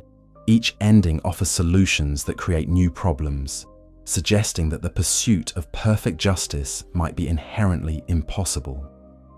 Yet the existence of multiple endings also suggests that the problems of inequality and injustice are not inevitable features of existence, but result from specific choices about how power and resources are organized. The Tarnished's choice of ending becomes a choice about which economic and social problems to prioritize and which costs to accept in addressing them. The environmental and ecological implications. The relationship between cosmic order and the natural world forms another crucial dimension of Elden Ring's endings, one that becomes particularly apparent when we consider the ecological implications of each choice. The lands between exist in a state of environmental crisis, where the natural cycles that once governed life and death have been disrupted by divine intervention, and each ending represents a different approach to healing or managing this ecological damage. The Erdtree itself serves as the central symbol of this environmental crisis. What appears to be a great tree, a symbol of natural growth and vitality, is revealed through the course of the game to be something more complex and potentially artificial. The Erdtree's golden sap, its ability to preserve souls, and its role in preventing natural death all suggest that it represents a form of supernatural intervention in natural processes rather than their culmination. The relationship between the Erdtree and the Crucible, revealed through various item descriptions and architectural details, suggests that the current cosmic order was built upon the suppression of more ancient and chaotic forms of life.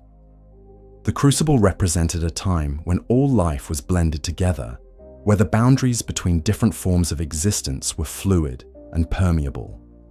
The Golden Order brought definition and hierarchy to this chaos, but at the cost of suppressing the vital forces that made the Crucible's diversity possible. The Age of Fracture ending restores the Erdtree to its position of environmental dominance, ensuring that the supernatural order it represents continues to override natural processes. This ending maintains the system where souls are collected by the Erdtree, rather than following natural cycles of death and decay. From an ecological perspective, it represents the continued dominance of artificial order over natural chaos. This choice has profound implications for the diversity and vitality of life in the lands between. The Golden Order's emphasis on hierarchy and definition tends to suppress the kind of chaotic mixing that characterized the Crucible. species and forms of life that don't fit neatly into the Order's categories are marginalized or eliminated, leading to a reduction in overall biodiversity. Yet the Age of Fracture also offers stability and protection against the kinds of catastrophic change that might result from more radical interventions. The Erdtree, for all its artificial nature, has provided a framework for civilized life for countless generations. Its restoration ensures that the basic conditions for human flourishing continue to exist, even if they come at the cost of natural diversity. The Age of Order takes the logic of environmental control to its extreme conclusion. Goldmask's Perfect Order doesn't just maintain the Erdtree's dominance over natural processes, but seeks to make this dominance so complete and rational that it eliminates the possibility of ecological disruption entirely. This ending envisions a world where even natural processes operate according to perfect divine law.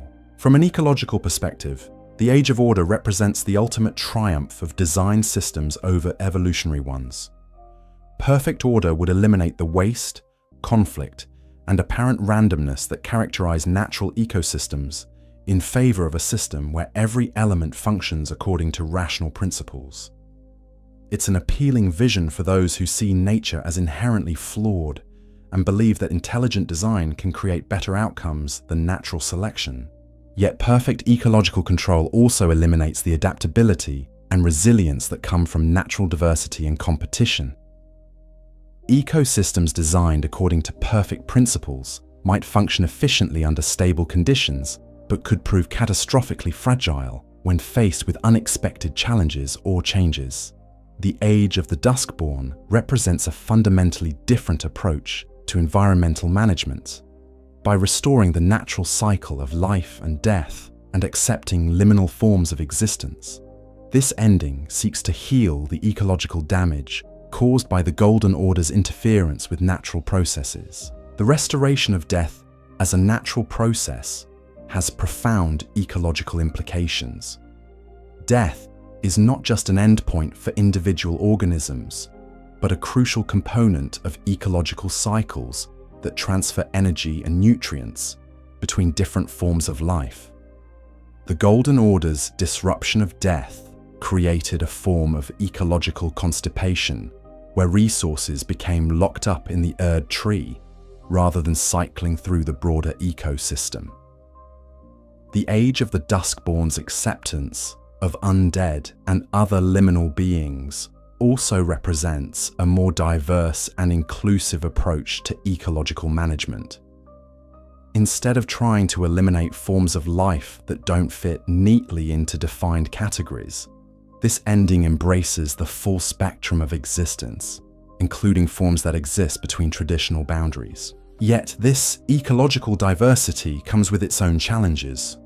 A world where the boundaries between life and death are fluid might be more vibrant and diverse, but it might also be more dangerous and unpredictable for human inhabitants. The restoration of natural cycles doesn't guarantee that those cycles will be comfortable or convenient for civilized life. The Blessing of Despair represents perhaps the most environmentally destructive of all the endings, despite its egalitarian intentions.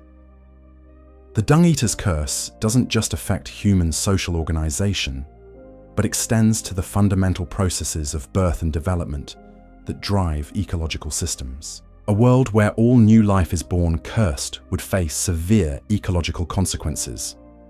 Cursed beings might be less capable of fulfilling their ecological roles, leading to cascading effects throughout food webs and nutrient cycles. The Blessing of Despair's emphasis on defilement and contamination suggests an environment where pollution and corruption become the norm rather than the exception. Yet this ending also eliminates the ecological hierarchy that characterize the Golden Order. If all life is equally cursed, then no species or form of existence can claim special status or privilege over others. The Blessing of Despair might create ecological equality through universal contamination, but it achieves this equality by degrading the overall health of the ecosystem. The Lord of Frenzied Flame ending represents the ultimate environmental catastrophe. the complete destruction of all ecological systems through cosmic fire. This ending doesn't seek to manage or reform the relationship between cosmic order and natural processes, but to eliminate both entirely. From an ecological perspective, the Frenzied Flame represents the appeal of starting over when existing systems seem irredeemably damaged. If the disruption caused by divine intervention has made natural recovery impossible, then perhaps complete destruction followed by cosmic rebirth offers the only path to genuine ecological healing. Yet the Frenzied Flame's promise of return to primordial unity is essentially anti-ecological. Ecosystems depend on diversity, difference, and the complex interactions between distinct forms of life. The elimination of these differences in favor of undifferentiated unity would eliminate the conditions that make ecological complexity possible. The Age of Stars offers perhaps the most nuanced approach to environmental questions. By removing cosmic authority to a distance where it cannot directly interfere with natural processes, this ending creates space for ecological systems to develop according to their own logic, rather than divine mandate. The replacement of the Golden Erdtree with Ranni's Dark Moon suggests a shift from active intervention to passive observation. The moon influences natural cycles, tides, seasons, animal behavior, but does so in a way that works with natural processes rather than overriding them.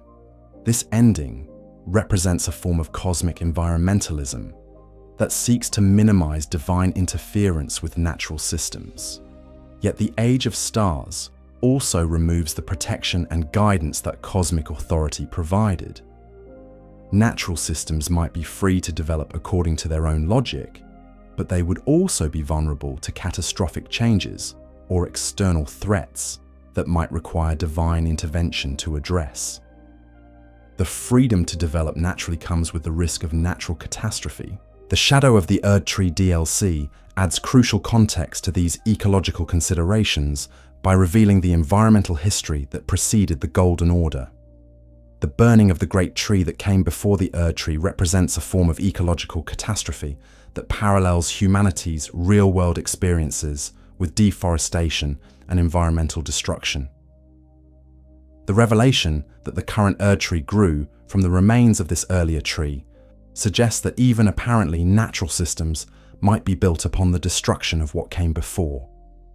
This pattern of ecological succession through catastrophe reflects broader questions about whether environmental healing requires the destruction of existing systems or can be achieved through their reform. The Crucible's role as the original source of all life in the lands between provides another lens through which to examine the ecological implications of each ending. The Crucible represented a time of maximum biological diversity, where the boundaries between different forms of life were fluid and the potential for new evolutionary developments was unlimited. Each ending represents a different relationship with this primordial ecological potential.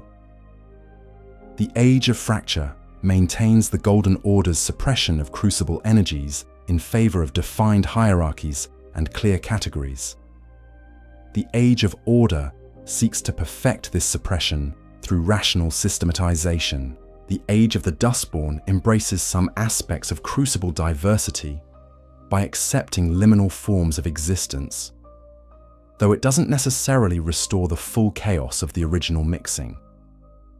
The Blessing of Despair corrupts Crucible energies rather than suppressing them, creating diversity through contamination rather than natural development. The Lord of Frenzied Flame seeks to return to the state that preceded the Crucible entirely, eliminating not just current ecological systems, but the potential for ecological development itself. The Age of Stars removes cosmic constraint on Crucible energies while maintaining cosmic oversight from a distance. The question that emerges from this ecological analysis is whether any form of cosmic order can coexist with genuine ecological health. The history of the lands between suggests that divine intervention inevitably leads to environmental disruption, yet the complete absence of cosmic guidance might leave natural systems vulnerable to catastrophic failures. Each ending represents a different attempt to balance these competing concerns. Some prioritize stability and protection over natural diversity. Others emphasize ecological health over cosmic order. Still others seek to find new relationships between divine authority and natural processes. The environmental implications of each ending extend beyond questions of ecological health to broader questions about humanity's relationship with the natural world.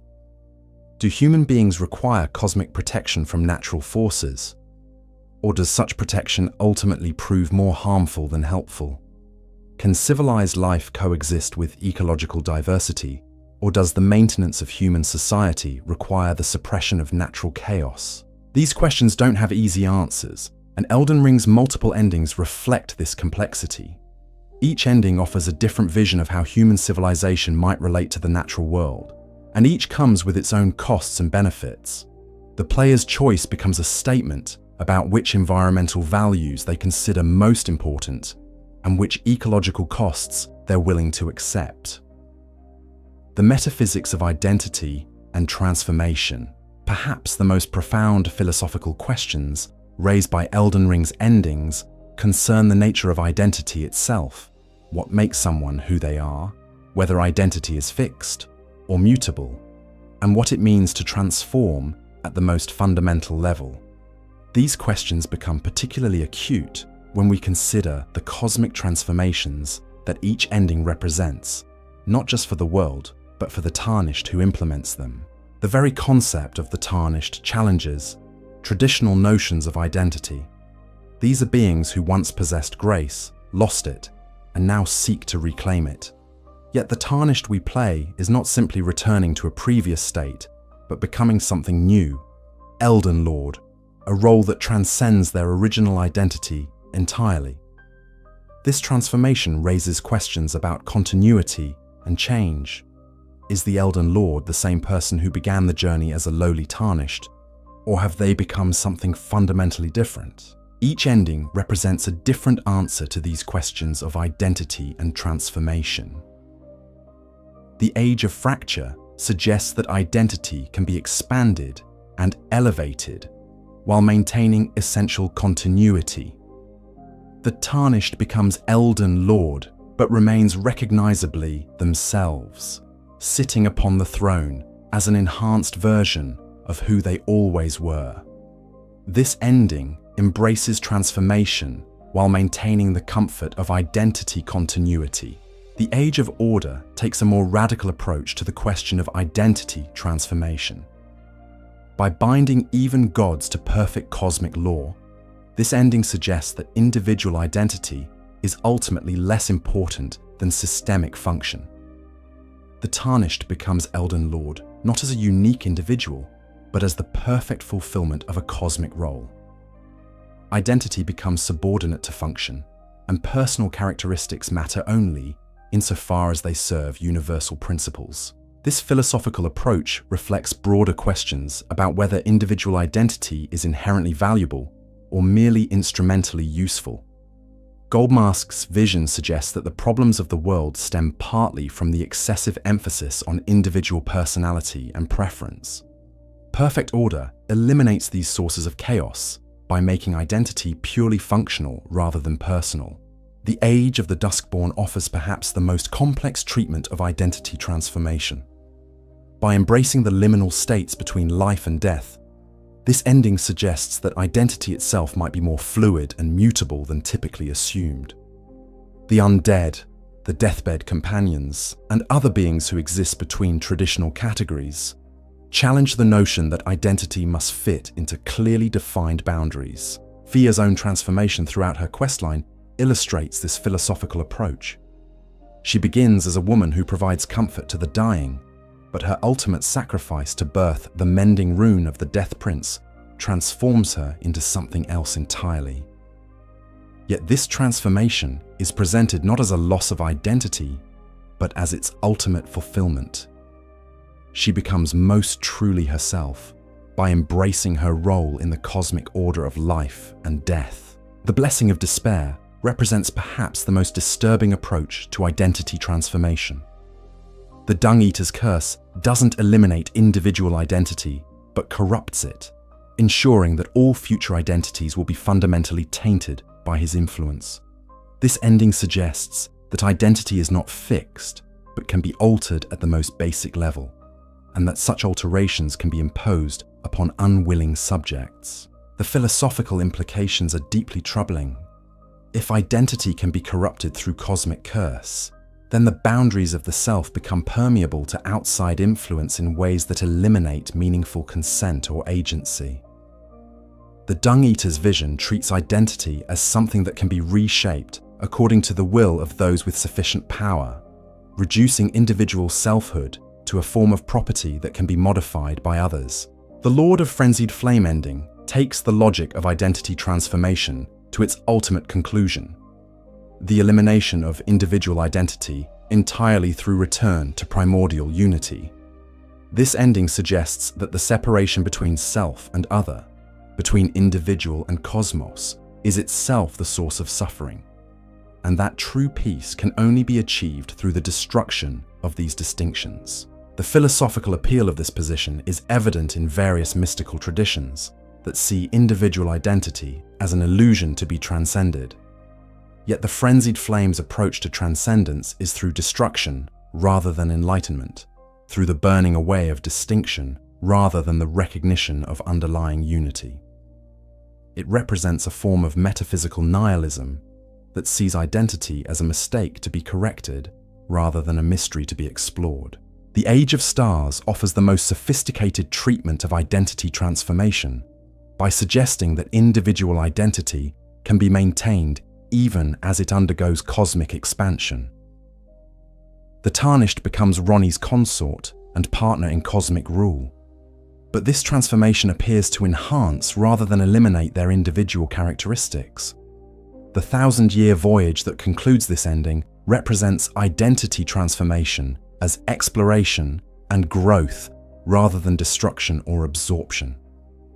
The Tarnished and Ranni will presumably change over the course of their cosmic journey, but these changes will result from their experiences and choices rather than external imposition or systemic constraint.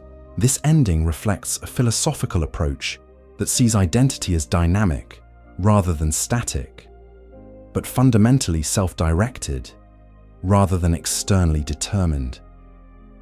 The cosmic transformation that the Age of Stars represents doesn't eliminate the self, but expands the context within which the self can operate and develop. The Shadow of the Erdtree DLC adds crucial complexity to these questions through its exploration of Miquella's identity transformation. Miquella's quest for godhood required him to abandon fundamental aspects of his identity: his flesh, his fears, his doubts, and ultimately his love. This process raises profound questions about what constitutes the essential self and whether any transformation that requires the abandonment of core characteristics can be considered authentic growth. Miquella's transformation is particularly tragic because it was motivated by genuinely compassionate intentions. He sought to become a god capable of creating a gentler world, but the process of achieving godhood required him to abandon the very compassion that motivated his quest. The being who achieved divine power was no longer capable of the love that originally drove the desire to help others. This pattern of transformation, undermining its own motivation, appears throughout Elden Ring's treatment of power and identity.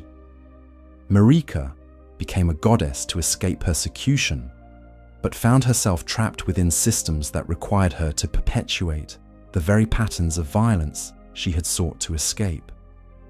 The pursuit of power to solve problems tends to create new problems that eliminate the possibility of achieving the original goals. The relationship between identity and memory becomes particularly important in this context. The walking mausoleums that preserve the memories of soulless demigods suggest that identity and memory are intimately connected but potentially separable. Is a being who retains memories but loses their soul the same person or something else entirely? The spirit ashes that allow the dead to continue acting in the world provide another perspective on this question. These beings retain enough of their original identity to fulfill their remembered purposes, but they exist in a state between life and death that challenges traditional notions of selfhood. Are they the same people they were in life, or echoes and shadows of former selves? Ranni's own existence as both doll and spirit raises similar questions. Which version of Ranni is the real one, the cold corpse that sits atop her tower, or the doll that speaks and acts in the world? Her ability to exist simultaneously in multiple forms suggests that identity might be more distributable and less singular than typically assumed. The game's treatment of rebirth through Renala's magic provides yet another lens through which to examine identity transformation. The ability to reallocate stats and change fundamental characteristics suggests that identity is mutable and subject to revision. Yet the rebirthed character retains their memories and essential personality, suggesting that some aspects of identity are more fundamental than others. The philosophical questions raised by these various forms of transformation extend beyond the game itself to broader questions about personal development, social change, and the nature of the self. If identity is mutable, what are the ethical implications of changing it? Who has the right to determine how identity should be transformed? What aspects of the self are essential and which are merely accidental? Each ending represents a different approach to these questions. Some treat identity as fundamentally stable and seek to enhance or elevate it without changing its essential nature. Others see identity as necessarily mutable and seek to guide its transformation according to universal principles. Still others embrace the fluidity of identity while seeking to preserve individual agency in determining the direction of change. The absence of a clearly correct answer reflects the genuine difficulty of these philosophical questions. Different cultural and philosophical traditions have offered different perspectives on the nature of identity and the desirability of various forms of transformation. Elden Ring's multiple endings allow players to explore these different perspectives while experiencing their implications in a concrete narrative context. The question that ultimately emerges from this analysis is whether any form of cosmic transformation can preserve what is most valuable about individual identity while achieving the benefits that such transformation promises. Each ending offers a different answer to this question, and each comes with its own costs and benefits. Perhaps the most profound insight offered by Elden Ring's treatment of identity transformation is that these costs and benefits cannot be evaluated abstractly, but must be experienced concretely. The choice of ending becomes not just an intellectual exercise, but an existential commitment to a particular vision of what the self can and should become. The temporal dimensions of choice and consequence, the question of time, how it flows, what it means, and whether it can be transcended or manipulated, forms another crucial dimension of Elden Ring's endings. The game's treatment of temporal mechanics, from the walking mausoleums that preserve moments outside of time to Placidus Axe's realm beyond temporal flow, suggests that the nature of time itself is at stake in the cosmic choices that define each ending. The lands between exist in a state of temporal distortion, where normal causality has been disrupted by the shattering. The golden trees bear fruit that allow for temporal manipulation. The spirit ashes preserve moments of purpose that transcend death. And various characters exist in states that suggest time operates differently for different forms of being. This temporal complexity means that each ending represents not just a choice about the future, but a choice about the nature of time itself. The Age of Fracture ending represents an attempt to restore linear temporal progression, the idea that time should move forward from past through present to future in an orderly fashion. The restoration of the Elden Ring and the assumption of the Elden Lord's throne suggests a return to the kind of stable temporal order that existed before the shattering disrupted the normal flow of events. This approach to time reflects a fundamentally conservative philosophy that sees temporal disruption as inherently problematic. The Age of Fracture assumes that proper temporal order involves clear causation, predictable progression, and the kind of stability that allows for long-term planning and development. It represents the appeal of temporal certainty over temporal chaos. Yet the very name, Age of Fracture, suggests that this restoration of temporal order might be imperfect. The cracks and breaks that the shattering created in the flow of time might be healed but not eliminated entirely. This ending might restore functional temporal order without achieving perfect temporal unity. The Age of Order takes a more radical approach to temporal questions by seeking to make time itself subject to perfect cosmic law. Goldmask's vision doesn't just restore temporal order, but seeks to perfect it, creating a system where even temporal flow operates according to rational principles that eliminate the possibility of temporal chaos or disruption. This represents a technocratic approach to time, the belief that temporal flow can be optimized through proper systematization. Perfect order might eliminate not just political corruption, but temporal uncertainty, creating a universe where the future can be predicted with perfect accuracy because it follows perfect laws. Yet perfect temporal order also eliminates the possibility of genuine novelty or surprise. If time flows according to perfect law, then the future becomes a mechanical consequence of the present rather than an open field of possibility. The Age of Order might solve the problems of temporal chaos by eliminating the conditions that make temporal creativity possible.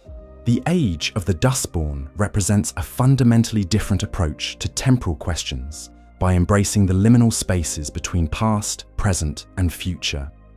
The restoration of death as a natural process creates a form of temporal cycling, where beings can exist in states between different temporal moments. The undead who characterize this ending exist in a form of temporal suspension, neither fully in the past, death, nor the present, life, but in a state that encompasses both. This suggests a more fluid understanding of time where different moments can coexist, and where the boundaries between temporal states are permeable rather than absolute. This approach to time reflects a more cyclical philosophy that sees temporal flow as involving constant return and renewal rather than linear progression. The Age of the Duskborn might create a world where past, present, and future exist in dynamic relationship rather than rigid sequence. The Blessing of Despair represents perhaps the most disturbing approach to temporal questions by extending its curse across all future generations. This ending doesn't just affect the present moment, but ensures that its influence will extend indefinitely into the future, creating a form of temporal determinism where the present shapes all possible futures. The philosophical implications are deeply troubling. If present choices can determine the fundamental nature of all future existence, then future generations lose any meaningful agency over their own temporal experience. The Blessing of Despair treats the future as the property of the present, rather than as an open field of possibility for those who will live it. Yet this ending also reflects a genuine insight about the temporal consequences of present choices. The decisions made in any historical moment do shape the possibilities available to future generations. The Blessing of Despair takes this temporal interconnectedness to its logical extreme, making explicit the ways that present choices constrain future options. The Lord of Frenzied Flame ending represents the ultimate rejection of temporal existence through the return to primordial unity that preceded the division of time into past, present, and future. This ending doesn't seek to reform temporal flow, but to eliminate it entirely, returning everything to the undifferentiated state that existed before time began. The philosophical appeal of this position lies in its promise to escape the burdens of temporal existence, the weight of the past, the uncertainties of the future, the constant pressure of present choice. If temporal existence is inherently problematic, then perhaps the elimination of time offers the only genuine solution to its problems. Yet the Frenzied Flame's approach to temporal transcendence is through destruction rather than enlightenment. Instead of achieving a higher form of temporal existence that incorporates and transcends linear time, it seeks to return to the lower form that preceded temporal differentiation entirely. The Age of Stars offers perhaps the most sophisticated treatment of temporal questions by suggesting that time can be transcended without being destroyed. The 1,000-year voyage that concludes this ending represents a form of temporal experience that operates according to cosmic rather than earthly rhythms. The replacement of the sun with the dark moon suggests a shift from solar time, day and night, seasons, the rhythms that govern earthly life, to lunar time, longer cycles, cosmic rhythms, the patterns that govern stellar development. This ending doesn't eliminate time, but expands its scale and scope. The Age of Stars also suggests that temporal transcendence can be achieved through exploration and discovery, rather than destruction or constraint. The cosmic voyage represents a form of temporal experience that is open-ended and creative, rather than determined by fixed laws or cycles. The Shadow of the Erdtree DLC adds crucial complexity to these temporal considerations through its exploration of the relationship between memory and time. The Land of Shadow exists as a place where historical events are preserved but hidden, where the past continues to influence the present, but remains largely invisible to those living in the main timeline. This suggests that time in the lands between operates according to multiple layers or dimensions. The visible timeline where most events occur exists alongside hidden timelines where suppressed events continue to influence the flow of history. The DLC's narrative reveals how these hidden temporal dimensions shape the apparent timeline in ways that are not immediately obvious. Miquella's quest for godhood represents another approach to temporal questions. The attempt to transcend temporal limitation through the accumulation of sufficient power. His ability to abandon aspects of himself suggests a form of temporal control, where past states can be discarded and future states can be chosen deliberately. Yet Miquella's temporal transcendence comes at the cost of temporal continuity. The being who achieves godhood is no longer temporally connected to the being who began the quest. This form of temporal transcendence eliminates temporal identity rather than expanding it. The relationship between choice and consequence becomes particularly complex when viewed through this temporal lens. Each ending represents not just a choice about what should happen, but a choice about how choice itself should operate within temporal flow. Some endings preserve the possibility of future choice by maintaining temporal openness. Others constrain future choice through present systematization. Still others eliminate the possibility of choice entirely through various forms of temporal transcendence or destruction. The question that emerges from this temporal analysis is whether any form of present choice can truly account for its future consequences. The complexity of temporal flow in the lands between suggests that the relationship between intention and outcome is far more complicated than simple linear causation would suggest. Each ending represents a different approach to this temporal uncertainty. Some seek to minimize uncertainty through perfect systematization. Others embrace uncertainty as an inevitable feature of temporal existence. Still others seek to escape uncertainty entirely through various forms of temporal transcendence. Perhaps the most profound insight offered by Elden Ring's treatment of temporal questions is that time itself is not neutral, but shaped by the cosmic forces that govern reality. The choice of ending becomes a choice about what kind of time will exist in the future. Linear or cyclical, open or determined, creative or mechanical. This suggests that temporal experience is not simply a background condition for choice, but itself the object of choice. The temporal dimension of each ending represents its deepest philosophical commitment, its vision of what temporal existence can and should become. Conclusion. The weight of cosmic responsibility. As we reach the end of our comprehensive exploration of Elden Ring's endings, we find ourselves confronting the same fundamental question that faces the Tarnished at the foot of the Erdtree. What does it mean to assume responsibility for the cosmic order itself? Each ending represents not just a choice about personal destiny, but a choice about the nature of reality for all beings who will exist in the future. The weight of this responsibility is almost incomprehensible.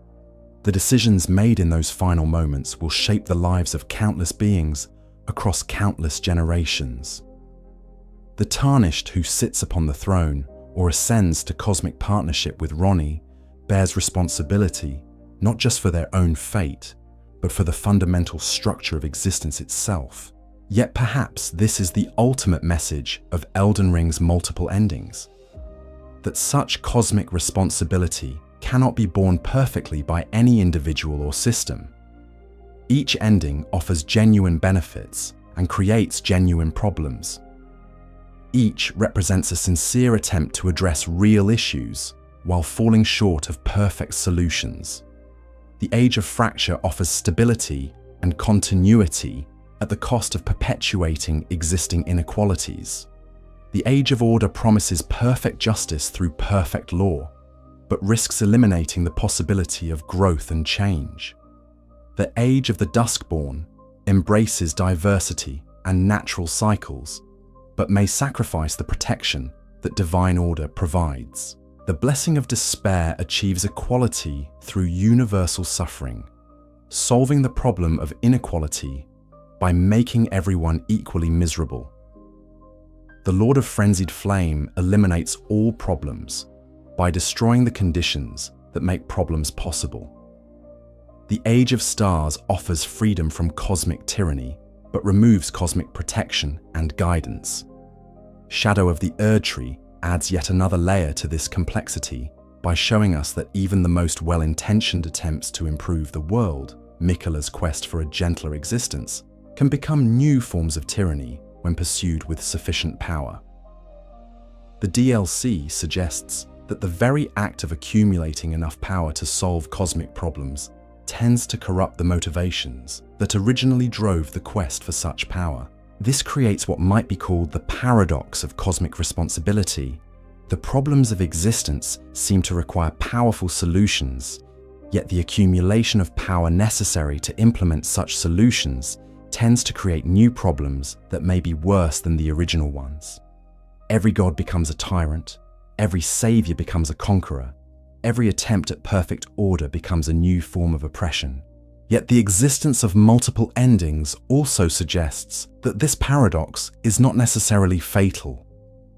The possibility of choice, even imperfect choice, represents a form of freedom that transcends the specific outcomes that any particular choice produces. The fact that the Tarnished can choose between different forms of cosmic order suggests that such order is not fixed or inevitable, but subject to revision and reform. Perhaps this is the deepest philosophical insight that Elden Ring offers, that the choice itself is more important than any particular outcome the choice produces.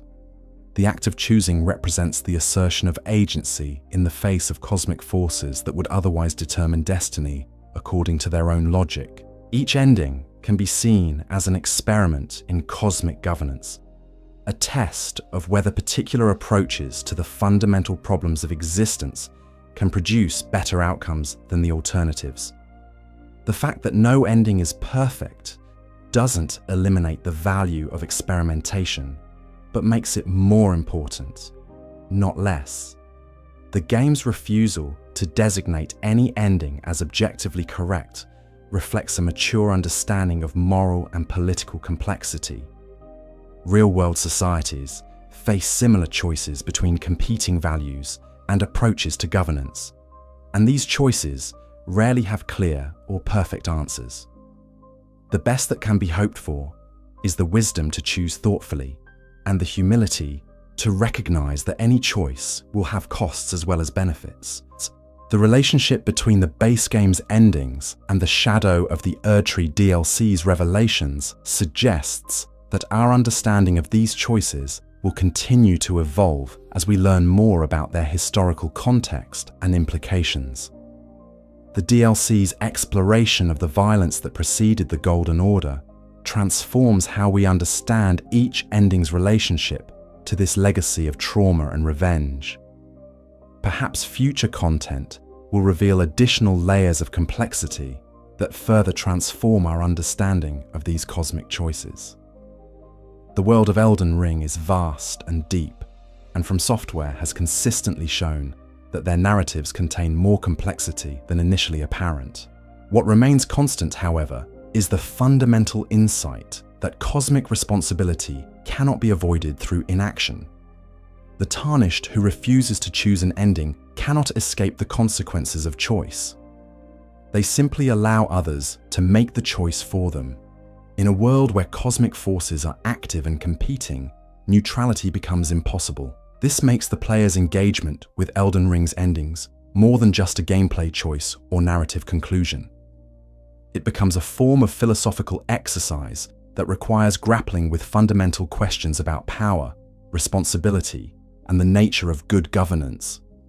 The choice of ending represents the player's own contribution to the ongoing dialogue about how societies should be organized and what values should guide collective decision-making. The fact that this choice takes place within a fictional context doesn't diminish its significance, but may actually enhance it. Fiction allows for the exploration of possibilities and consequences that would be too dangerous or costly to test in reality.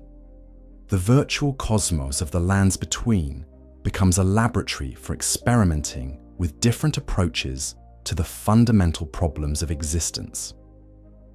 Each playthrough of Elden Ring offers the opportunity to explore a different approach to cosmic responsibility. Players who choose different endings are conducting their own experiments in moral philosophy, testing whether different values and priorities lead to outcomes they can accept or endorse. The multiplicity of endings ensures that no single playthrough can exhaust the philosophical possibilities that the game offers. Even players who experience all 6 endings directly will find that their understanding of each choice continues to evolve as they reflect on the experience and consider alternative approaches. This ongoing process of reflection and reconsideration mirrors the way that real-world societies must continuously revisit their fundamental choices about governance and values. The problems that any particular approach solves tend to create new problems that require fresh approaches, leading to an ongoing cycle of reform, revolution, and adaptation. Perhaps this is the ultimate wisdom that Elden Ring offers, that the work of building and maintaining good societies is never finished, that each generation must make its own choices about fundamental questions of organization and value, and that the best outcome any generation can hope for is to make choices that are somewhat better than the alternatives available to them. The Tarnished who stands before the fractured statue of Merica faces the same basic challenge that confronts every real-world citizen: how to exercise responsibility for collective outcomes when individual knowledge and power are limited, when all available choices have significant costs, and when the long-term consequences of any decision remain fundamentally uncertain. The choice of ending becomes a test of character, not because any particular choice is objectively right or wrong, but because the act of choosing requires the acceptance of responsibility for outcomes that cannot be perfectly predicted or controlled. The willingness to make such choices, despite their uncertainty, represents a form of moral courage that is necessary for any functioning society. In this sense, Elden Ring's endings serve as both entertainment and education, offering players the chance to experience the weight of cosmic responsibility in a context where the stakes are fictional, but the moral and philosophical challenges are real. The game's achievement in creating multiple endings that feel genuinely consequential lies not just in their narrative weight, but in their philosophical depth. Each ending represents a coherent worldview that addresses real problems and embodies real values, even when those values conflict with one another or lead to outcomes that individual players might find troubling. This philosophical sophistication distinguishes Elden Ring from games that offer multiple endings merely as a form of replay value or player empowerment. The endings here are not different flavors of the same basic outcome, but genuinely different approaches to the fundamental questions of existence. They require players to think seriously about what they value most and what costs they're willing to accept to achieve those values. The integration of the Shadow of the Erdtree DLC into this analysis reveals how ongoing narrative development can deepen and complicate our understanding of these philosophical choices. The DLC doesn't invalidate any of the base game's endings, but adds layers of historical context and moral complexity that enrich their meaning.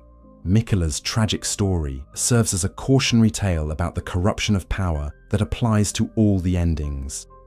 Even the most benevolent intentions can become tyrannical when backed by sufficient force. Even the purest motivations can be corrupted by the very process of accumulating the power necessary to implement them. Yet the DLC also shows us that the alternative to wielding power, the refusal to accept responsibility for cosmic outcomes, can be equally problematic. The suffering that Miquella witnessed, the inequalities that he sought to address, and the cycles of violence that he hoped to break were all real problems that demanded solutions. His failure doesn't invalidate the attempt, but illustrates the tragic difficulty of the enterprise. This brings us back to the fundamental insight that emerges from our comprehensive analysis, that the choice between different forms of cosmic order is not a choice between good and evil, but a choice between different forms of good that are incompatible with one another, and different forms of evil that are unavoidable consequences of pursuing any particular good. The Tarnished's choice of ending represents their decision about which goods to prioritize and which evils to accept. This is not a comfortable choice because it requires acknowledging that any decision will involve real costs for real beings. The luxury of moral purity, the ability to support only policies that have no negative consequences, is not available to those who bear cosmic responsibility. This insight extends beyond the fictional world of Elden Ring to real-world questions of governance and social organization. Real societies must make choices between competing values like security and freedom, equality and excellence, stability and progress. These choices rarely have perfect answers, and the best that can be hoped for is the wisdom to choose thoughtfully and the integrity to accept responsibility for the consequences. The game's treatment of these themes becomes particularly relevant in an era when many real-world societies are grappling with fundamental questions about their basic organization and values. The rise of populist movements, the challenges of technological change, the pressures of environmental crisis, and the ongoing struggle for social justice all reflect the same basic tensions that appear in Elden Ring's endings. Each ending offers a different model for how societies might address these challenges. The Age of Fracture represents the appeal of traditional institutions and gradual reform. The Age of Order reflects the technocratic belief that rational systems can solve social problems. The Age of the Duskborn embodies the progressive emphasis on inclusion and acceptance. The Blessing of Despair, for all its apparent vileness, represents the appeal of radical egalitarianism when traditional approaches to inequality seem inadequate. The Lord of Frenzied Flame reflects the nihilistic impulse that can emerge when existing systems seem irredeemably corrupt. The Age of Stars offers a vision of liberation through the rejection of centralized authority. None of these approaches is without real-world analogies and advocates.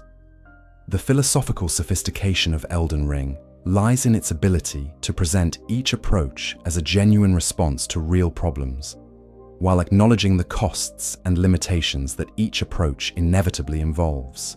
The game's refusal to resolve these tensions through a clearly superior ending reflects the ongoing nature of these debates in real-world contexts. Just as the lands between cannot achieve perfect resolution of its fundamental conflicts, real societies must continue to navigate the tensions between competing values and approaches to collective organization. Yet the existence of choice itself represents a form of hope. The fact that different approaches are possible means that societies are not trapped by their current arrangements, but can experiment with alternatives. The fact that no approach is perfect means that the work of improvement is never finished, but also never hopeless. This brings us to the question of how players should approach the choice of ending in their own playthroughs. Our analysis suggests that there is no objectively correct answer to this question. Each ending represents a legitimate philosophical position with its own merits and drawbacks. The most appropriate choice for any individual player depends on their own values, priorities, and understanding of the trade-offs involved. Players who prioritize stability and continuity might choose the age of fracture. Those who believe in the power of rational systems might prefer the age of order. Players who value inclusion and natural cycles might select the age of the Dustborn. Even the apparently negative endings, the Blessing of Despair and the Lord of Frenzied Flame, represent coherent philosophical positions that some players might find compelling under certain circumstances. The Blessing of Despair's radical egalitarianism and the Frenzied Flame's rejection of existing systems both address real problems, even if their solutions are extreme. The Age of Stars, often considered the best ending by players, offers the most appealing combination of benefits with the fewest obvious costs. Yet even this ending involves significant trade-offs. The abandonment of direct cosmic guidance, the uncertainty of what will emerge in the absence of divine authority, and the personal cost of leaving the world behind for a cosmic journey.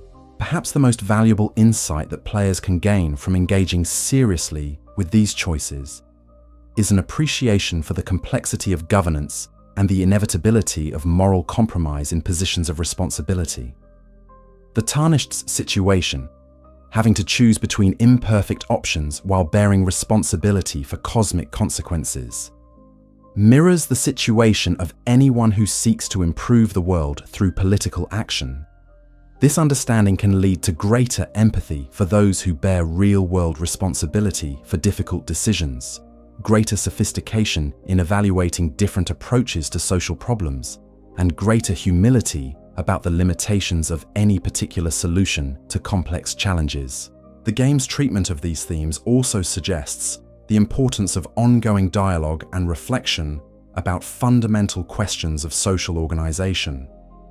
The fact that Elden Ring's endings continue to generate discussion and debate among players years after the game's release reflects the depth and relevance of the philosophical questions they raise. This ongoing dialogue serves a valuable function in helping society work through its own fundamental challenges. Fiction that engages seriously with questions of governance and responsibility provides a space for exploring possibilities and consequences without the immediate costs that real-world experimentation would involve. The addition of Shadow of the Erdtree to this dialogue demonstrates how our understanding of these questions can continue to evolve as new information and perspectives become available. The DLC doesn't resolve the fundamental tensions present in the base game's endings, but adds new layers of complexity that enrich our understanding of what's at stake in each choice. Future additions to the Elden Ring universe, whether through additional DLC, sequels, or related works, will likely continue this process of deepening and complicating our understanding of the fundamental questions that the game raises. This ongoing development reflects the living nature of philosophical inquiry itself. The questions that Elden Ring raises about power, responsibility, justice, and governance are not problems to be solved once and for all, but ongoing challenges that each generation must address anew. The game's contribution lies not in providing definitive answers, but in helping players develop the intellectual and moral tools necessary to engage with these challenges thoughtfully and responsibly. In the end, the true value of Elden Ring's multiple endings lies not in any particular choice that players make, but in the process of grappling with the choice itself. The act of considering the different options, weighing their costs and benefits, and ultimately accepting responsibility for the consequences represents a form of moral education that extends far beyond the boundaries of the game itself. The Tarnished who stands before the fractured statue of Marika becomes a symbol for every citizen who must navigate the complex moral landscape of democratic participation. The cosmic responsibility that the game places on players' shoulders mirrors the collective responsibility that real-world citizens bear for the societies they inhabit and help to shape. This is perhaps the most profound achievement of Elden Ring's narrative design. It transforms players from passive consumers of entertainment into active participants in moral philosophy, requiring them to think seriously about fundamental questions of governance and responsibility while experiencing the emotional weight of cosmic choice. The multiple endings ensure that this philosophical engagement remains open-ended and ongoing. No single playthrough can exhaust the moral possibilities that the game offers, and no final choice can resolve all the tensions that the narrative raises. Players are left with the understanding that the work of thinking about these questions is never finished, but always valuable. As we conclude our deep exploration of Elden Ring's endings, we're left not with answers, but with better questions. What does it mean to exercise power responsibly? How should societies balance competing values and interests? What are the costs and benefits of different approaches to governance? How can we make difficult choices while acknowledging their limitations and consequences? These questions have no easy answers, but engaging with them seriously, whether through the fictional cosmos of the lands between or through real-world civic participation, represents one of the most important forms of human activity. The search for better ways to organize collective life and exercise collective responsibility is the work of every generation, and fiction like Elden Ring provides valuable tools for this ongoing endeavor. The Tarnished's journey from exile to cosmic responsibility mirrors the journey that every thoughtful citizen must make from passive observer to active participant in the great collective project of building and maintaining good societies. The choice of ending becomes not just a narrative conclusion, but a philosophical commitment, a statement about what kind of world the player believes is worth creating and maintaining. And so ends our deep dive into the endings of Elden Ring, including the profound revelations of Shadow of the Erdtree. We've discovered that each path represents not just a different fate for the lands between, but a different answer to the fundamental questions of existence itself. The legacy of these choices continues to resonate, challenging us to think deeply about power, responsibility, and the eternal struggle to build a better world. Thank you for joining me on this epic journey through the philosophical depths of Elden Ring's cosmic choices. If you enjoyed this comprehensive exploration of gaming's greatest moral dilemmas, please consider liking this video and subscribing to Lore2RPG for more deep dives into the stories that shape our understanding of heroism, sacrifice, and the eternal quest for meaning in digital worlds. Until next time, fellow adventurers, may your own choices be guided by wisdom and tempered by compassion.